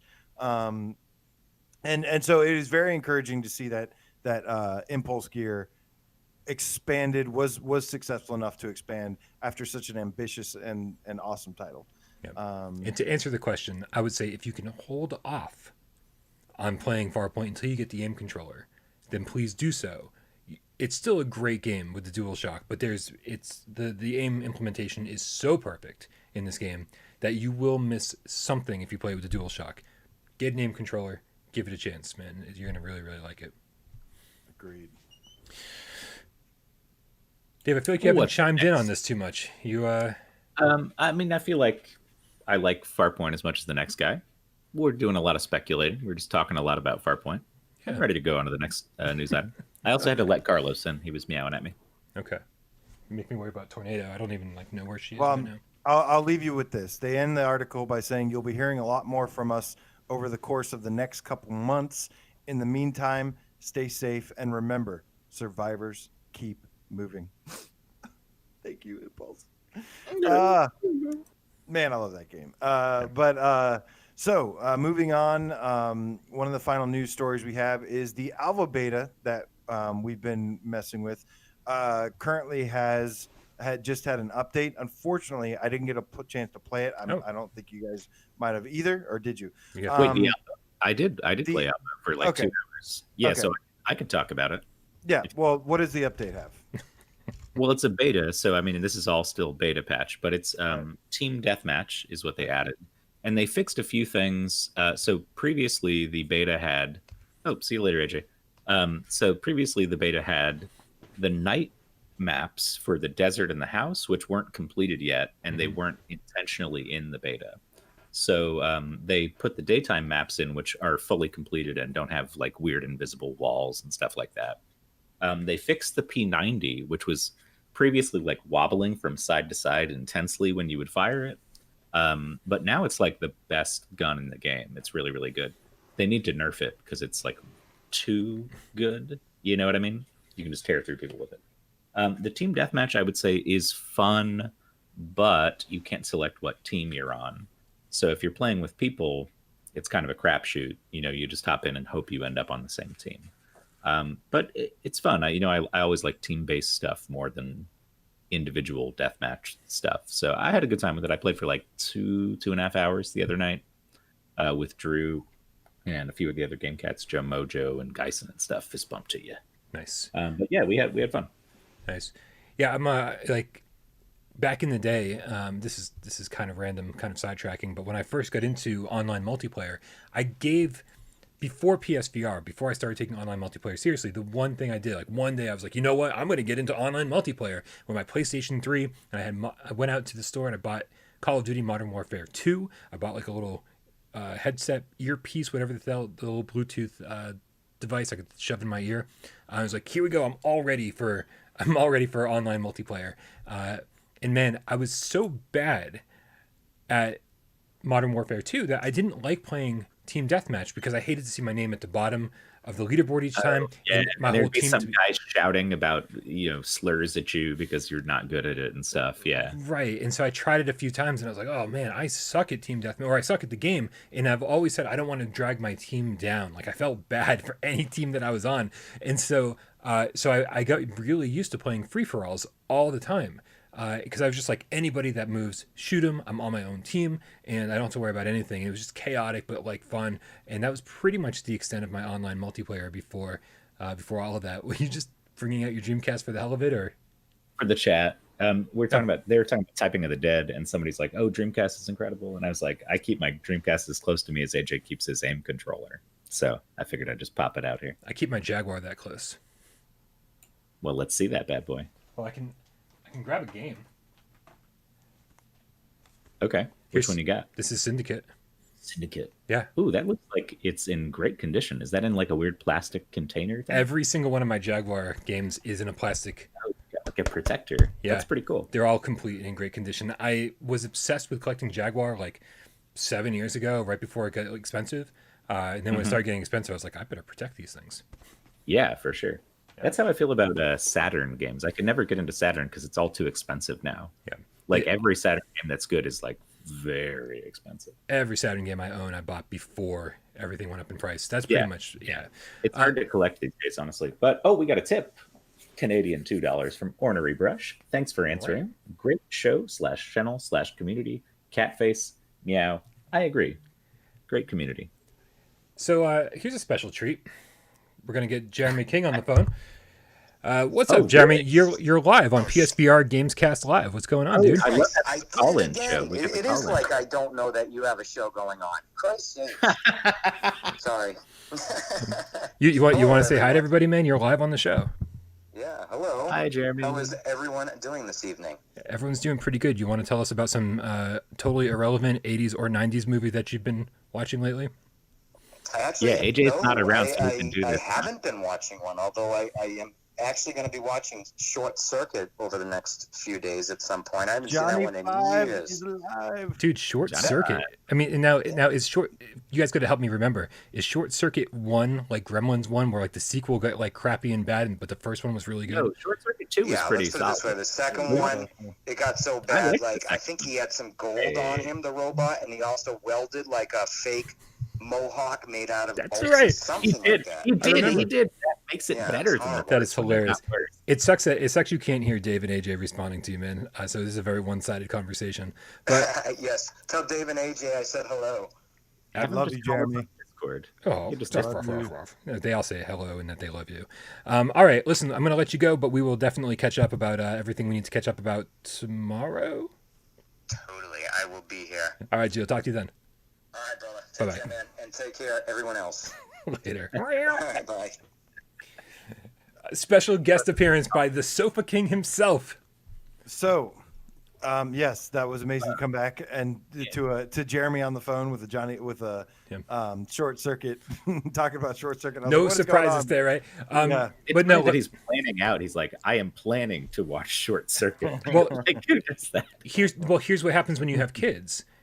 You have to go, well, what age is appropriate for them? And I only know this because of Jeremy. Is like, what age is appropriate for them to start introducing them to like my favorite 80s, 90s movies, all that stuff. And so he gets to like, rewatch it, and they're watching it for the first time. And I think that's probably like a pretty magical experience. I think that's pretty crazy. Oh my God, Todd, the mucking Cane Gat said, "Los Lobos kick your balls into outer space." That's wow, amazing. that is such a great quote.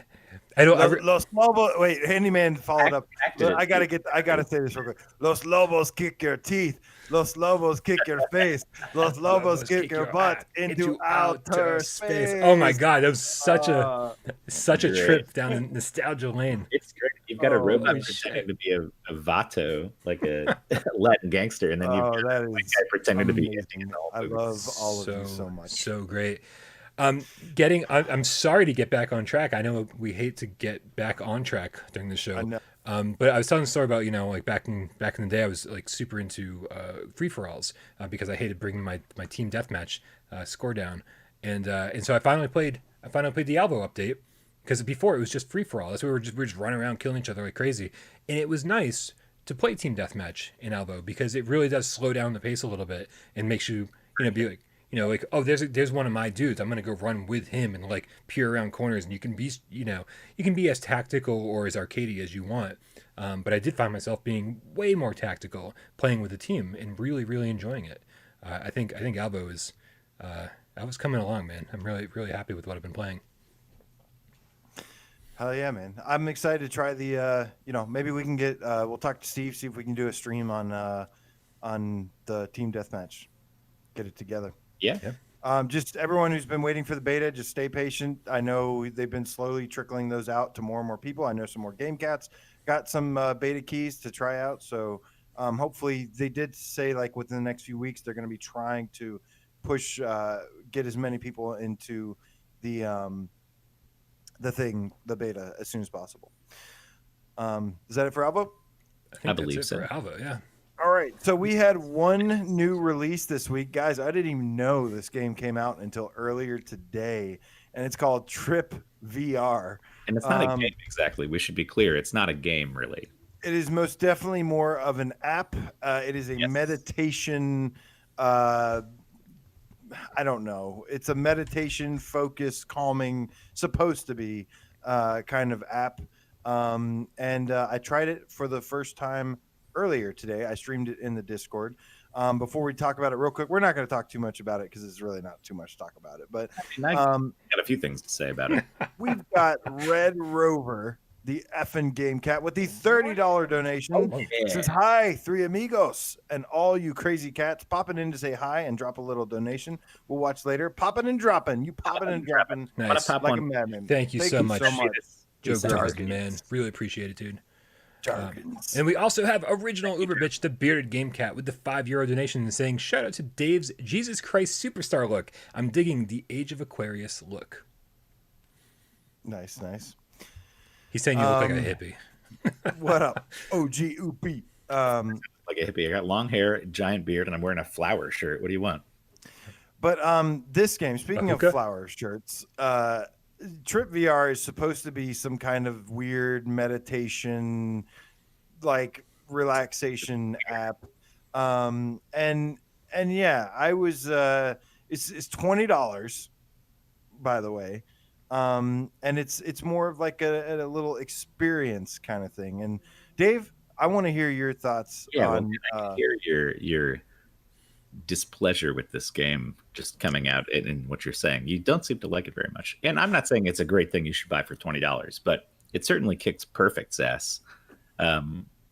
What it is it's a daily meditation app that if you want to, you can hook up with your phone, and it's got this like mood tracking stuff, and it's like, hey, I felt this way when I came into it, and then this is how I felt when I got out of it.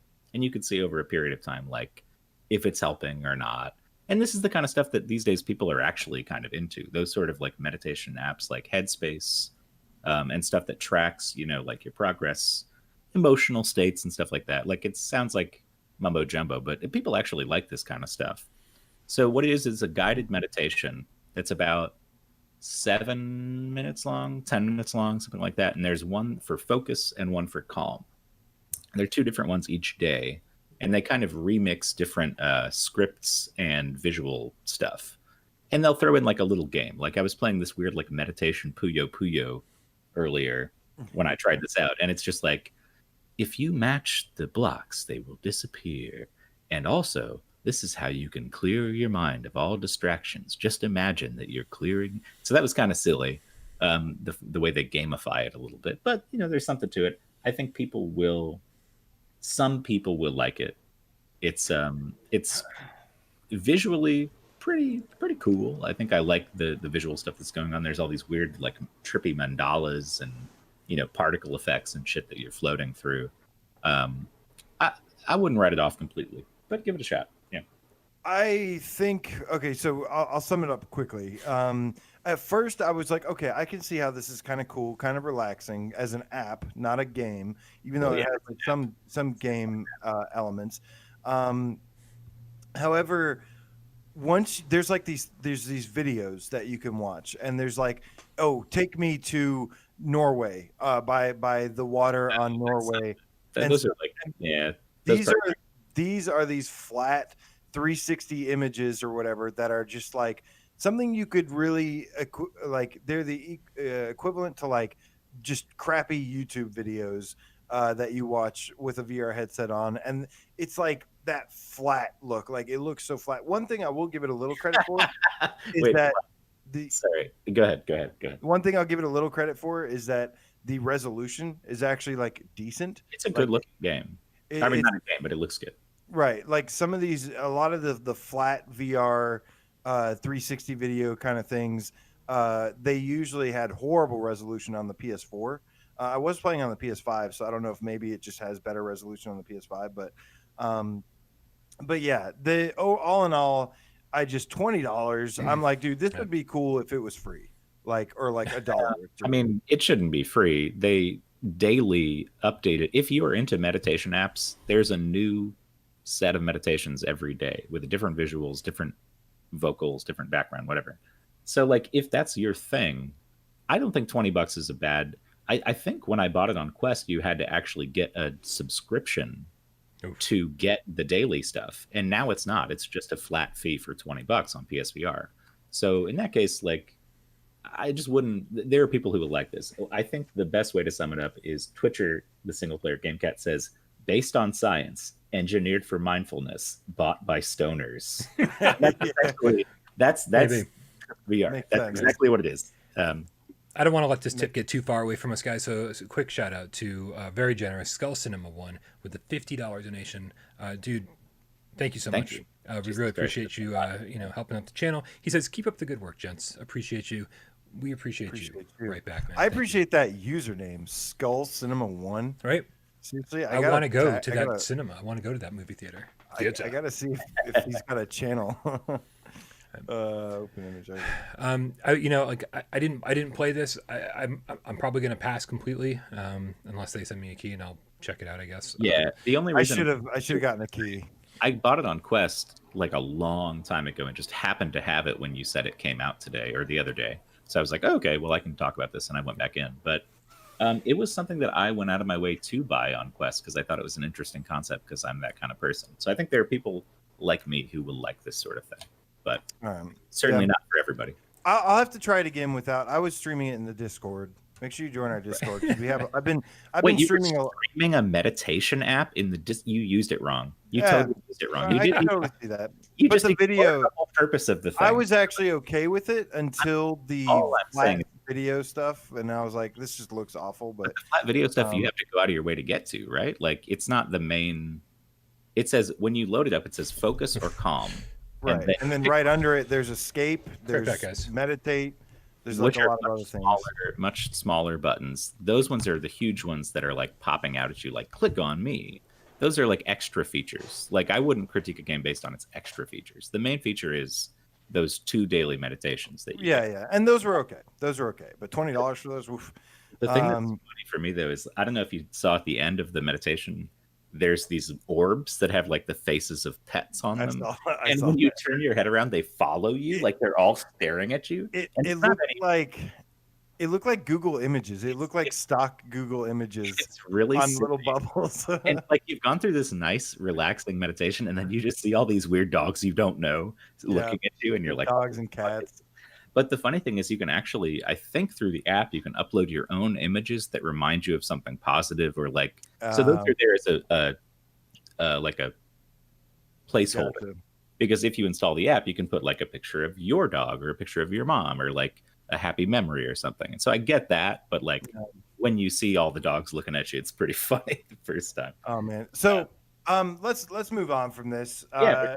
I gotta play it some more, and I don't know. But Dave, you played a game that I am very, very, Yes. very excited about, and I watched some of your gameplay last night, and it looked really, really cool. Please tell us about 1976 Back to Midway. We're back to Let me get Brian to hey Brian. Hey. He's there. Hey, can you bring up 1976 Back to Midway, please, good sir? Oh, the video. Yeah. Roll the Dave. Roll tape. No. So this game is from Ivanovich Games, which we've seen a few games from before that I think we liked for the most part. I mean, Operation Warcade was cheap and weird, but good in its own way. You know what I mean? And I really enjoyed it. And they've brought that same kind of mentality to the genre of shoot 'em ups. So that one was like Operation Wolf, which is like the old arcade where you get with a gun. Right. This is like 1943, which was the vertical shooter, that kind of classic shoot 'em up game. So they've done the same thing where there's moments where you go into VR, and then the majority of the game is not like you're in VR, but it's not like in VR. They call it immersive zones. But essentially, you're sitting there, you're playing a shoot 'em up with 3D depth on this really cool screen that's like in a theater, and bombers will fly in like from above the screen and be dropping bombs on you, but you can't shoot them yet until they get into the game space. And that's me of like Pinball FX, how you're playing pinball, but then there's stuff, like popping in and out. Yeah, like there'll be guys who come in and do a loop in front of your face before they land in the game space. And like your ship starts out by doing that too. It comes up and does like a little barrel roll to prove that it's 3D. It feels like playing on a really cool 3D TV, a game that's a shoot 'em up designed for that. And then occasionally you get to be inside the plane in first person. Oddly, I didn't like the first person parts as much as I liked just the normal arcade, like flat screen with 3D depth stuff going on. They felt undercooked, and there's something about a shoot 'em up like a bullet hell game where the bullet patterns make a lot of sense on a flat plane, but they don't make any sense in 3D space. So I never got shot by anyone because they were still using these patterns from normal bullet hells where it's like, that's not going to hit me on a 3D space. I can just go below it, So those were a little unsatisfying compared to the actual just meat of the game, which is where you're playing on that screen in front of you. But I really like what they did with that screen. It feels great. And if you like these shoot 'em ups, like it's definitely worth keeping an eye on. I had fun. And lots of stuff, challenges, lots of, you have to get a certain number of stars to progress to the next area, which is based on challenges. So there's some, reason to go back and replay levels a little bit to get the 5 stars and all that. It doesn't have HOTAS support, does it? Do you know if it's supposed to have HOTAS support? They're adding HOTAS support to the beta next week. So I'll be able to report back on that because it's not out till the 10th of December. That is cool. And actually the beta I played cut me off after level 7 or something because it says like this will be there when the game comes out. So it almost felt like a demo, really, the beta that I played, but it was fun. I had a good time with it. And it looks so cool. I love games like that, so I'm really excited. Brian, you didn't get a chance to play 1976 yet, did you? No. Okay. Because I know there was like a demo on Steam or something. It looked really fun.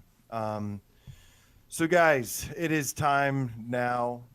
There is a new sale on the store, and we're gonna go through each one, give it the thumbs up, thumbs down.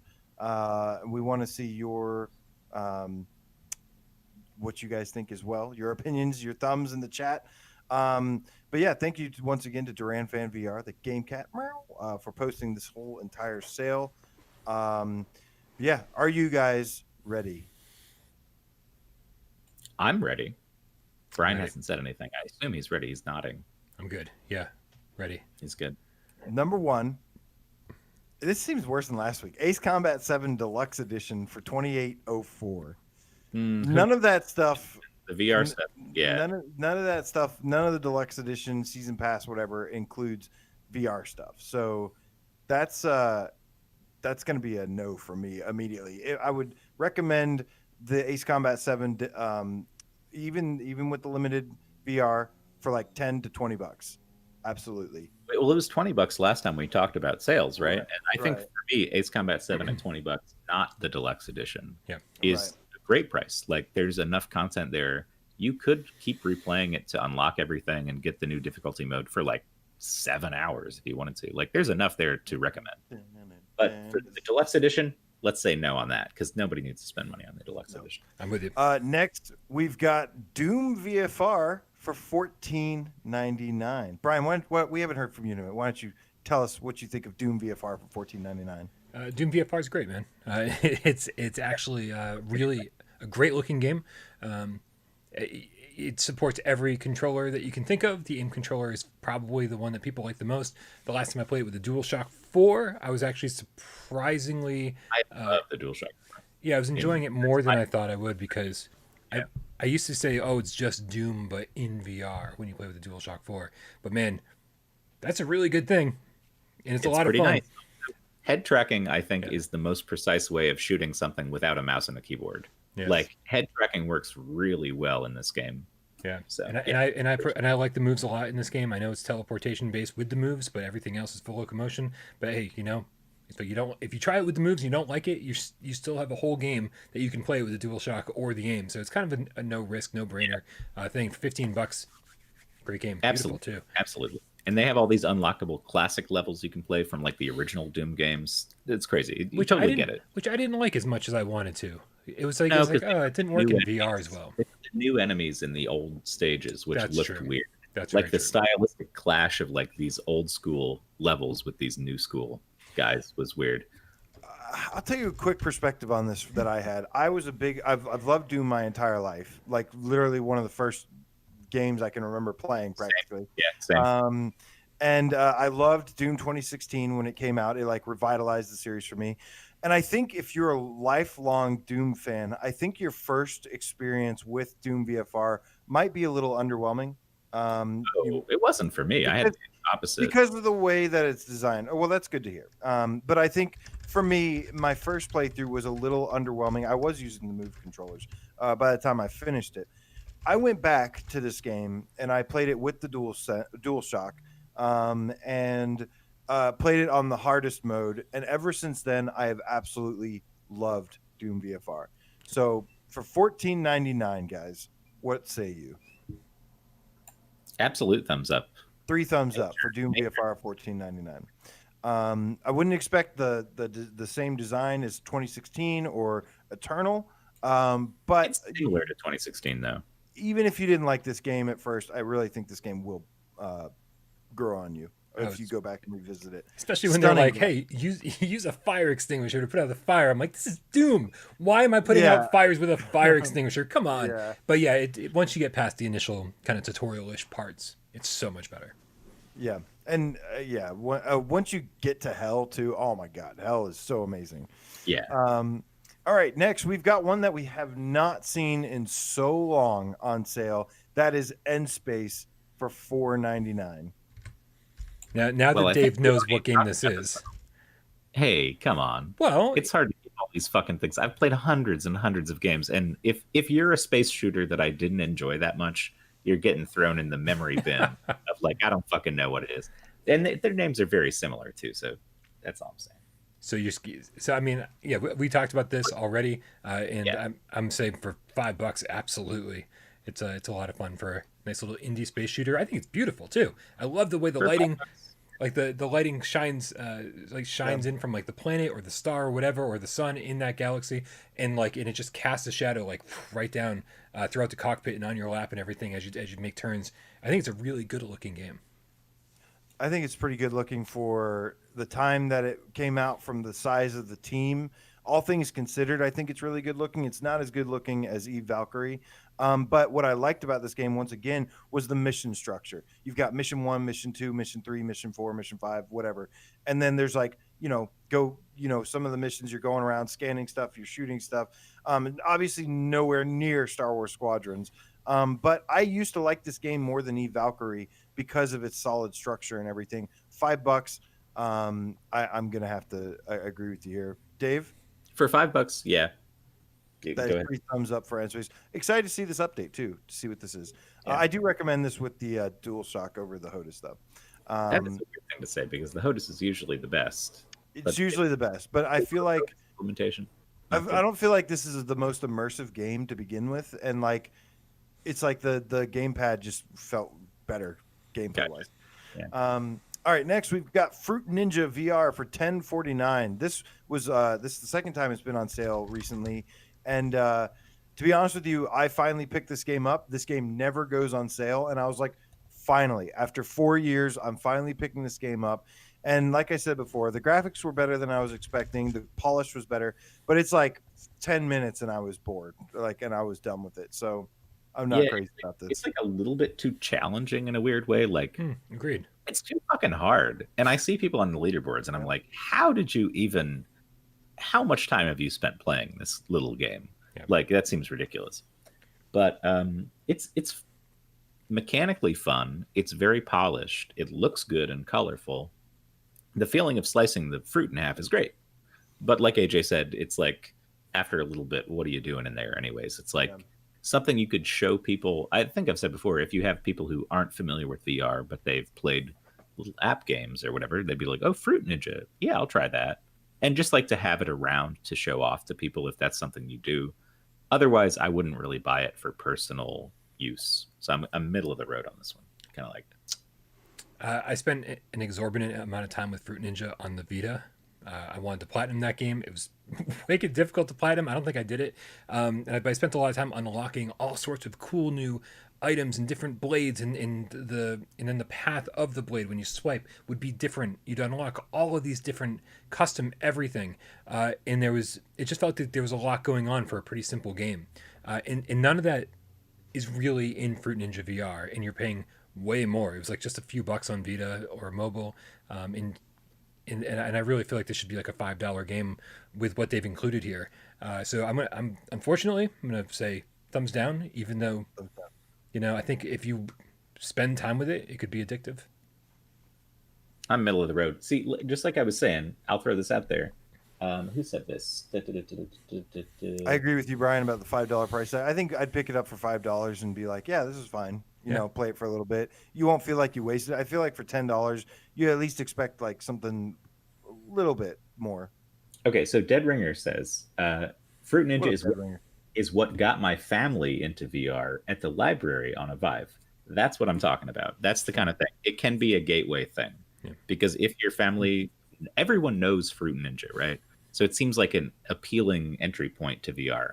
And I think it is. Obviously, it converted his whole family into VR fans. So like, it's my first time playing it. All right, so next we've got Harmonic Music VR for $374. Harmonics with an X. Harmonics with an X. Harmonics Music like VR. I've never played this actually.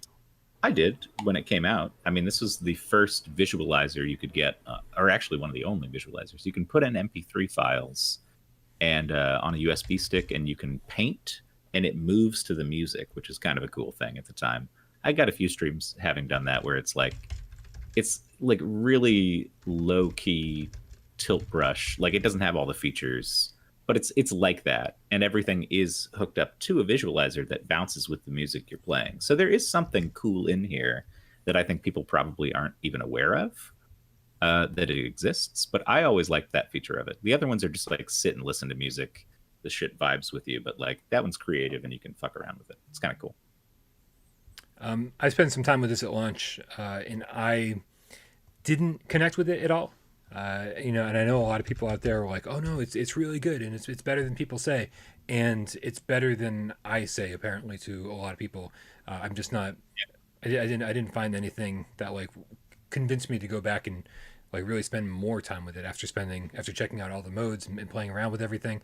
I was like, I'm good, man. I've seen this and I understand what it is, and I'm not really a fan. But I mean, for this price, if you like these kind of things, these visualizers, for the price, if this is your thing, then this is the right price for it. That's what I'm saying. Yeah, I think it launched at 15, which seems a little bit much. I think it was more than that. Yeah, I paid good money for that. So I'm definitely middle of the road on this. I'm like, yeah, it's not for me, but if you are this kind of person, then you may enjoy it. if you like to play VR on LSD and shit. And then This all feels right. like a trip VR to me. Like some people are gonna like it, some people are gonna be like, "What's Yeah. the point of this fucking thing?" right. So that was what was your thumbs, guys? I'm I thumbs- have played this. I'm Thumbs thumbs up. sideways and thumbs up. Interesting. Maybe I'll have to pick it up then. Next, we've got Kona VR bundle for $4.99. I know how this is going to go. I thought this game was okay. I thought it had a cool B horror movie, Wendigo, like Kroger VHS kind of DVD aisle vibe to it. It had some nice narration and stuff, but at the end of the day, it was too slow and too blurry for me, and couldn't enjoy it. I love slow. Like for a nice slow paced adventure, it's cool because you start off and you're like driving a car and you're like, oh, I'm controlling the car. This is cool, man. I like this a lot. And there was huge downfalls right off the bat too. You get out of the car and it's quick turning only. It's really blurry. But I felt like I actually just tried this on PlayStation 5 recently to see if there was any improvement whatsoever. And I got into it all over again. I started playing it and I was like, oh man, I was like, let me hop back into the car. We're going to drive over here. We're going to do this. We're going to do that. There's like very minimal crafting. There's like puzzle solving, just some cool investigation work. I mean, there's no other game like this on PlayStation VR. And what's it going for? $4.99. Oh my God. Yes, definitely. This is a great adventure. Just know that it's got some technical hurdles to get over. Yeah, it's blurry, is what people will say straight up. But I really liked the way that it sort of like it gives you the feeling of being in snow or like in winter or a cold environment, like better than most VR games or any really VR game that I can think of. It's at establishing the ambiance and the experience. It's pretty good, and it's got that slow, mysterious gameplay, like you said. And you have you can drive a car around the whole place, which is really unique. You just have a car that you can drive in VR wherever you want to go. It's pretty cool. I would give this a thumbs up. Sean Yarbrough asks, how does this look on a PS5? Yeah, Has anyone played it on a PS5? Yeah, sorry. I actually said I checked it out on a PS5, but then didn't say what my results were. It looks exactly the same. That's what I mean. Unfortunately. Yeah, that's most games. So 3, 2, 1. I'm gonna give thumbs down. Sounds like you guys 2 thumbs up. Yeah, thumbs up. Yeah, I slow didn't pace. hate it. I wasn't like I didn't hate this game at all. I just never finished it because I was just kind of bored. And I think Trent Stanley's got it right. He says Kona was cool but blurry but very interesting. That's about how I would describe it. Cool but blurry, but I don't really like blurry games very much. I try to avoid them. I think No Man's Sky is probably the only like really blurry game that I've been able to like muscle through and enjoy. NBA 2K experience for $7.49. Oh, not at any price. At any price. This is way more expensive than it's been. It's been on sale for a couple of bucks before. Yeah, like $2-3. 49 cents. It should Can we be give this free? Can we give this a quick? Well, real quick before we automatically dismiss it, I'm also going to give it a thumbs down. Spoiler, but Des and I talked about this game, and we both had a lot of fun with it. So like when it goes on sale for like a couple bucks, like literally $2 or $3, it's fun. But man, no, it is not worth $7 for sure. Nah. So yeah, thumbs down. Thumbs down. Paranormal Activity: The Lost Soul for $8.99. If you have PS Plus, $5.99. Wow. For Paranormal Activity: The Lost Soul. I played this first on Halloween 2 years ago. Had a lot of fun. I remember everyone saying like, "Oh, it's so scary," and I was like, "It's not that scary." Yeah. I streamed it for Saturday Night Live streams because somebody requested it. I think it was actually on Halloween, and it scared the shit out of me. And I played it on that like hardcore, whatever randomized mode, and it made me jump pretty bad. Right, like didn't take long to get really scary. So, are you sure you weren't just playing it up for the audience? Yes, I am very sure. I think maybe doing this hardcore mode made a little bit of a difference, but this is $5.99 for this is that's a really good price. Yeah, this is crazy. We've had so many horror games, especially from named franchises. Like you got The Exorcist, you got the this and that. I don't have strong memories of this one, but I do remember not disliking it. And for this price, I feel like it's got to be, worth picking up if you're into horror stuff. It's a good looking game too. Thumbs up. Yeah, it's a fantastic looking game. And I've played through this game probably 4 times now. The last time I played through it, I platinumed it. And I love it. I've loved every single time. The scares get me every single time. It is, if we were doing our own personal top 25 list every single time, this would show up on my personal top 25 list every single time, just because I love it. Always thought it was just a tiny bit overpriced when it launched. I could be wrong on the price. I want to say it was like around the $30, $35 price tag. Yeah, that's about right. And I always was like, oh man, this is way more of a $20 game. And it seldom went on sale. And now it's on sale for like $6. Like, absolutely. Definitely, if you like scary games, just so much fun for this price. Todd, the Futhamuckin Camegat says, damn, I paid $40 for the physical of it used. I got the physical version for $15. Yeah, but the physical version launched at $20, Todd. What happened? I picked it up at Best Buy when it launched for $20. Screwed, man. But I'll say my copy. What do you guys say? 35. I think this is an absolute steal. Thumbs up for me. $5.99, crazy price for this game. It is like almost photorealistic, and it's a really good game for that price. Yeah. Persona 3 and Persona 5 for $13.49 and $9.89. This is the dancing all editions? night. Yeah, those are the dancing ones. Yeah. This is one of those things where it's just like a viewer, like a character viewer. There's no VR mode in this game, which sucks because I like rhythm games and I'd love to have a Persona rhythm game that had, a playable VR mode, but it doesn't. So I would say no. This is just like Tekken that came along the time before. It might be a great game. But the VR content is basically non-existent. So big thumbs down for me. Thumbs down. How much are they going for? Dancing in Moonlight is $13.49. Dancing in Starlight is $9.89. I mean, if you're buying these games because you like rhythm games, Persona dancing games are fantastic, and I own them on Vita, whatever else. And so, wait, should I pick it up then? Because I do like. I like absolutely. The Flat Hatsune games have been awesome. The past few of them. So, is that same ballpark? Absolutely, especially if you like Persona. If you like the Persona universe, man, then it's awesome. I grew up playing Persona games as a kid. But for the VR content, if that's what we're rating it on, then thumbs down. But no, these are fun games for sure. Yeah. Okay. All right. This should be an interesting one. Prey Digital Deluxe Edition for $11.99. Now, I never explored this VR mode. I was very excited to, and then when I saw a couple people that did, they were like, "No, it's not very good." It's like 3 escape rooms. Yeah. So it was very difficult. Yeah, it was very difficult to obtain this content, this VR content for Prey. And Prey's a cool game. Because you got to own the original, right?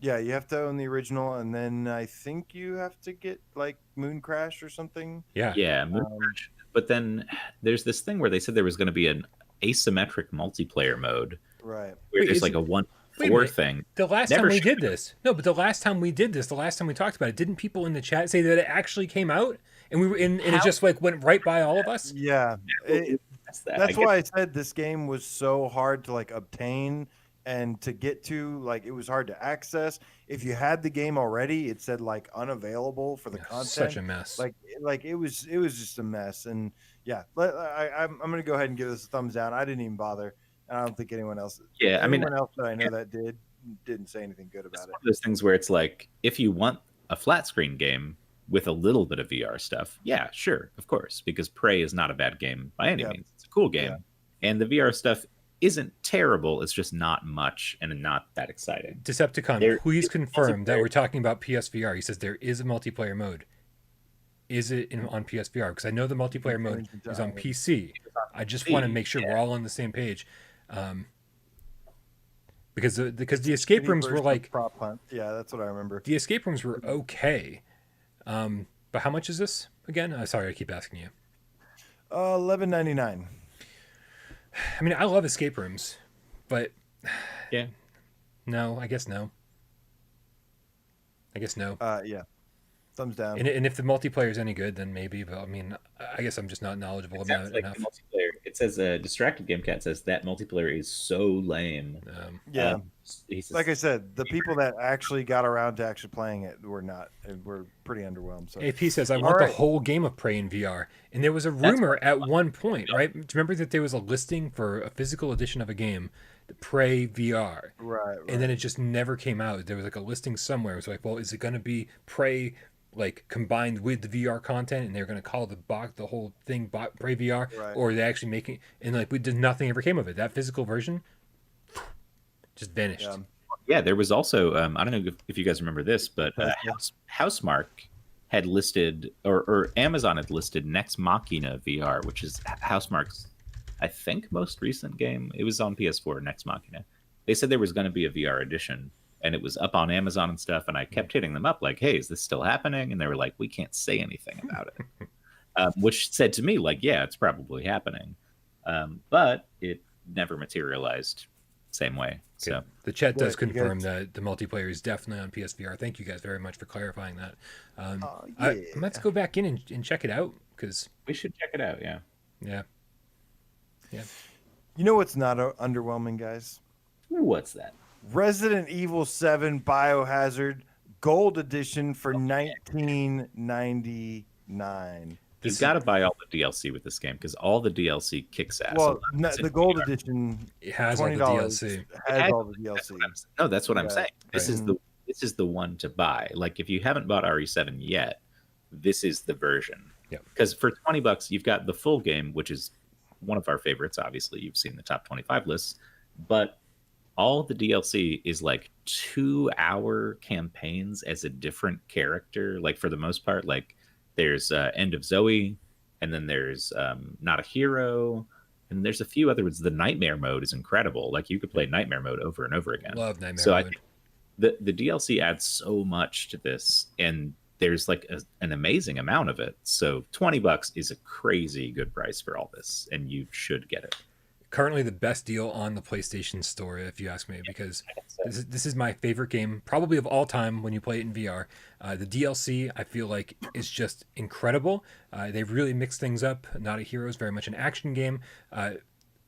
End of Zoe feels like a radically different thing. You're walking around punching things instead of using and then you end up with a power glove. I mean, it's crazy. It's absolutely crazy. You're like a Cajun boxer all of a sudden. It's incredible. I love Right? it. There's a mini game where you're playing cards, like I think it's called 21, and like when you lose a hand, you get like a body part chopped off or an appendage chopped off. I mean, there's some really cool stuff. Some really just like Capcom just was like, hey employees, just do whatever you want to. Just do whatever, man. And every single piece of DLC except for, I believe it's called Ethan Must Die, is playable in VR. Yep. And so if you're curious about each one of those things, I think Des and I, or Jeremy and I think Jeremy and I, that's right, did a breakdown of every single piece of Resident Evil 7 DLC over the course of 2 episodes of Why We Love. So feel free to check that out if you want more detail. That being said, Real quick on this one. If you have a PS5, you can go to the store. It is the base game. I saw Drew asking in there. It is the base game that you get with the PS Plus collection. However, your save file, if you have the physical version, your save file does transfer and is playable on the digital version on the PS5. And you can also have the DLC and download it. So if you're getting a PS5, if you have a PS5, go download the regular version and then go get the DLC that's also on sale right now. Really, the season pass is $11.99. So you pay $11.99, you get all the DLC for it. Or you get the individuals for like $3.99, $5.99, $5.99. Probably just best to get the whole thing. But yeah, easy to say get the gold edition. thumbs up all Yeah, around, I think, absolutely. right? Thumbs up. Shout out. Game. Shout out to Intilza X with a £5 donation, or quid as they like to say. He says, Dear Sean, love what you've done with PlayStation 5 No Man's Sky, but where is the PSVR love? Thank you. I agree. Love you. Yeah, Sean. Come Give me on. that damn Sean. resolution I know you're patch. right, Sean. Seriously. We Answer. know he Games. watches the show. Brian, you talk about like adding a PS5 patch not having a huge impact on certain games, not selling more copies, not getting more players involved. No Man's Sky of all games. If there was one game, if I could choose just one game Yeah. to have a resolution patch, it would be No Man's Sky. Oh. Because you're talking about a game that's like goes from top 15 to like top 3 games with a resolution patch. Yeah, I'll take a here's the thing, PlayStation too, 4 Pro patch, which still hasn't been done. So let's I don't think they could. start. So I don't know how difficult or easy it is to implement an unlocked resolution or frame rate, because Dreams had it by default. It was baked into the code, right? With a thing like this that's already got so many moving parts, like, Yeah. is it possible for them to do that? I don't know. But if it was, like you said, this game would be incredible, especially with variable frame rate, because like some scenes are obviously going to be more graphically intensive in No Man's Sky because it's like everything's randomized. So you might see something that's really going on and there's a bunch of creatures and stuff, or you might just be walking across a desert with nothing. And so to be able to accommodate, higher frame rates, higher resolutions when possible would be incredible for No Man's Sky. But I just don't know if it's feasible. Like I technically, feel like because the PC version, the PC VR version is pretty good quality, doesn't have the same resolution issue that this version should too on the PS5. If the PC version wasn't like that, then I'd be like, yeah, there's nothing they could do. But I really think the PS4 hardware just couldn't do it. I feel like my one fear is that if they could, they would have done it by now, and maybe that's why they haven't. And that's definitely something I fear greatly. But that is like the number one game that I think needs a patch. I don't think that we'll see the end of the PS5 console generation or, PSVR 2 or anything like that without an update to No Man's Sky's graphics. I mentioned that before. This is a living game. They keep adding stuff to it years and years and years after launch. And like people are still buying No Man's Sky for the first time now, And so I think that we will see a better version of this at some point in some form. I just don't know when or where. Absolutely. I definitely think we're going to see it for PlayStation VR 2. I think they had plenty of time to do the PlayStation 4 Pro patch.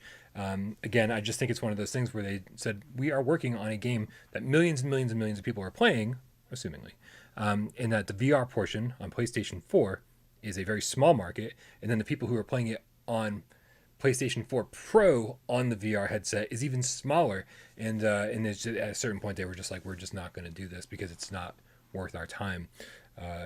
And so, I mean, PlayStation 4 Pro has the capability of making everything look better. It's a more powerful console. There's nothing stopping them from doing that. So, if you want to petition Hello Games to do something, petition for the Pro patch while we wait for PSVR 2. Yeah, I've bugged them. You can go to Zendesk, go to their website, go to their Zendesk, add feedback, and just send them. I've tried. I've been trying for years. I still have faith that one day we'll see this, but I think like what Brian has said in the past, maybe it's a PS5 VR thing. Maybe we gotta wait for PSVR 2, and then they give us a nice little revamped thing. But it's my assumption. We'll see what happens. I've got like hundreds of hours in that game. I can wait a little while. But all right. I know who's joking, but Braxton B mentioned No Man's Sky 2. And I think, honestly, if you played No Man's Sky at launch, it's already No Man's Sky 2. We're on like No Man's Sky 3. Yeah, it's like it's got so much stuff in there. It's been so revamped. It's been so rebuilt from the ground up that it's like a sequel to itself already. It really is. And I know you were joking, but I just wanted to say, like, they've come so far. All right, next we've got Rise of the Tomb Raider 20-year celebration for $5.99. Personally, because the VR mode is limited, it's cool, but it's like a little just library exploration or little exploration kind of thing where you look at stuff. Yeah. This game was free on Plus not too long ago, and I think if you didn't get it then you missed your chance. Yeah, I mean, this is another one of those ones where it's like fucking, I don't know, if you like flat versions of games, this is a good Tomb Raider game. You should play this game for $5. Absolutely. Right. I would totally recommend it. But the VR mode, like AJ said, it's just you're walking around. It's not really, if you're a huge fan and you want to know more about the lore and explore the mansion and this stuff, then yeah, sure, cool. But it's not worth even $5 just for that mode by itself, right. I don't think. But if you want to play it flat, dude, yeah, I'll absolutely pick this up.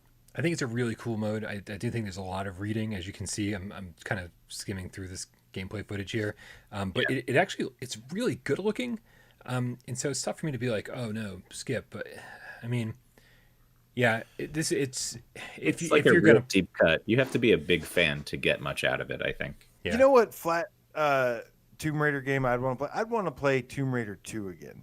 I would love to go back and play Tomb Raider 2. Once You have the opportunity. You can do it whenever you. Yes.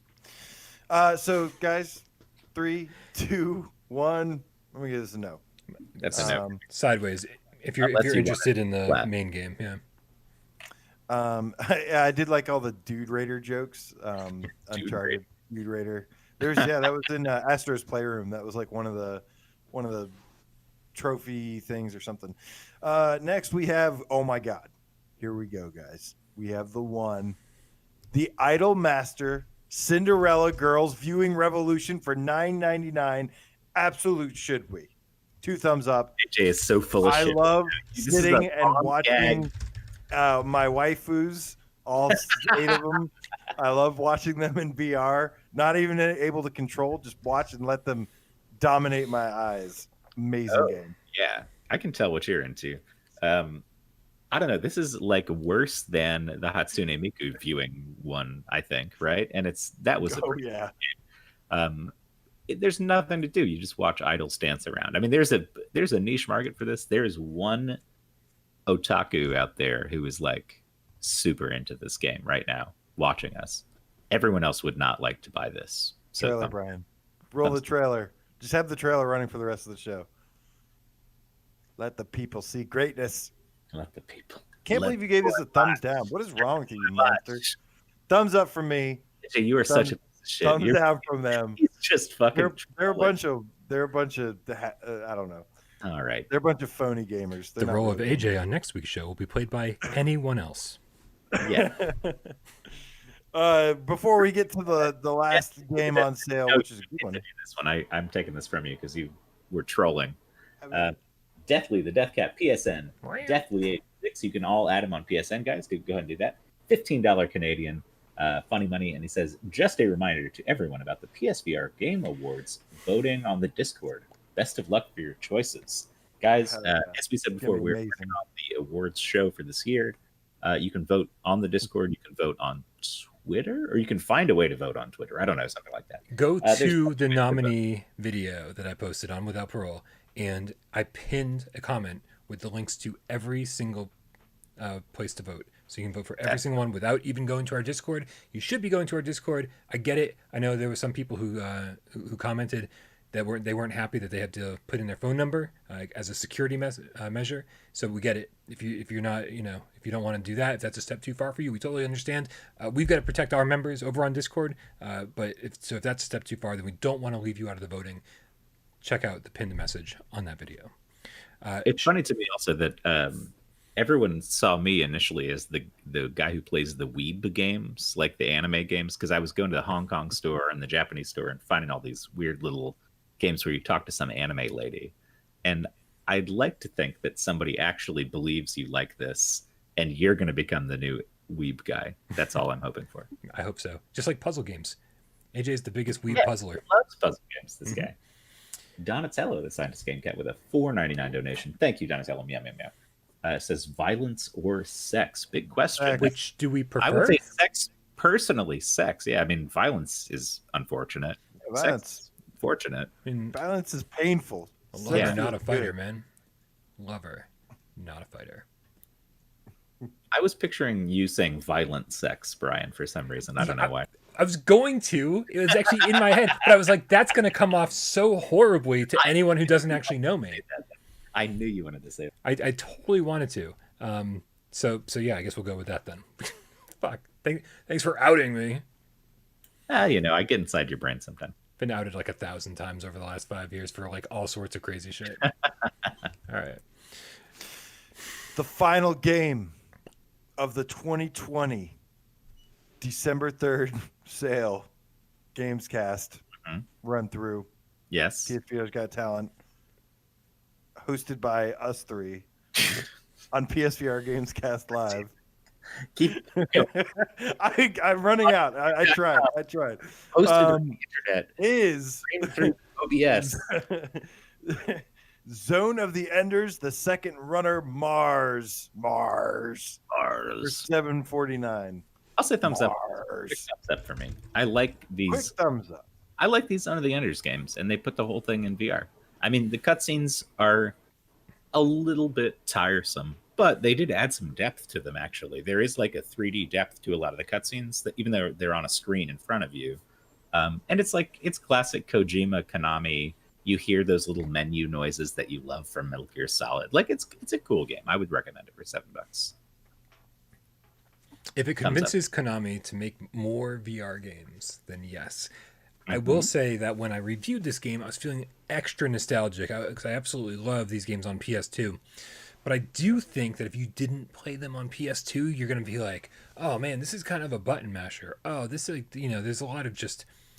Unless you played button mashers, it's not necessarily these games specifically, but that genre. If you haven't played that genre, then you're going to feel that way, yes. Yeah, going back, it's fun, and I think for this price, it's a low risk. So I'm going to recommend it, but you're going to get way more enjoyment out of this, I think, if you played the original 2 on PS2. You think you're going to get more enjoyment, you said? Mm-hmm. What? So I actually, believe it or not, I actually really like this game because I liked button mashers. Believe it or not, it's a good game. I do. I think there's one sequence in this game that is awful. But I really like the style. I like the gameplay. It's a little weird because it is like, DualShock. It's not like, it's obviously very much a PS2 game in VR, but it is a Kojima PS2 game, which is really That's nice. what I'm talking about. Yeah. And I think I like this game. I'm actually going to give this a thumbs up. Maybe not high on the priority list, but man, 2020 came around, when 2020 started and there was like such a drought, this game saved my life. Like I needed anything to play in VR, and I was so grateful for this game. Also, Deathly 86, sent you a friend request. Everyone sent Excellent. Deathly 86 Andrew C says play this on hard, and you'll quickly realize it's not a button masher. So maybe I need to take a step back and go, I'll play this on a harder difficulty and be a little more strategic with my actions. So maybe I'll check that out, man. Thanks for the recommendation. Calling a game a button masher is not the worst thing in the world. Like, I love games like Diablo 3, which are just like mindless click fests. Like, you just hit the button. Yeah, there's not a lot of strategy there. There's a lot of loot. Lots of loot, but not much strategy. And it's just... Same with Dynasty Warriors. I was a big Dynasty Warriors. I played. Yeah. I really like the one based on the Berserk series they had on PS4, that anime Berserk. The Dynasty Warriors game, Berserk Band of the Hawk. So fucking good. You guys should check it out if you like that. Thumbs up for that. But yeah, 3 thumbs up for Zone of the Enders 2, it sounds like, right? And alphabetically speaking, this has to be the last one, right? Like, there's no way. Yes. So that's it? We came to the end of the show?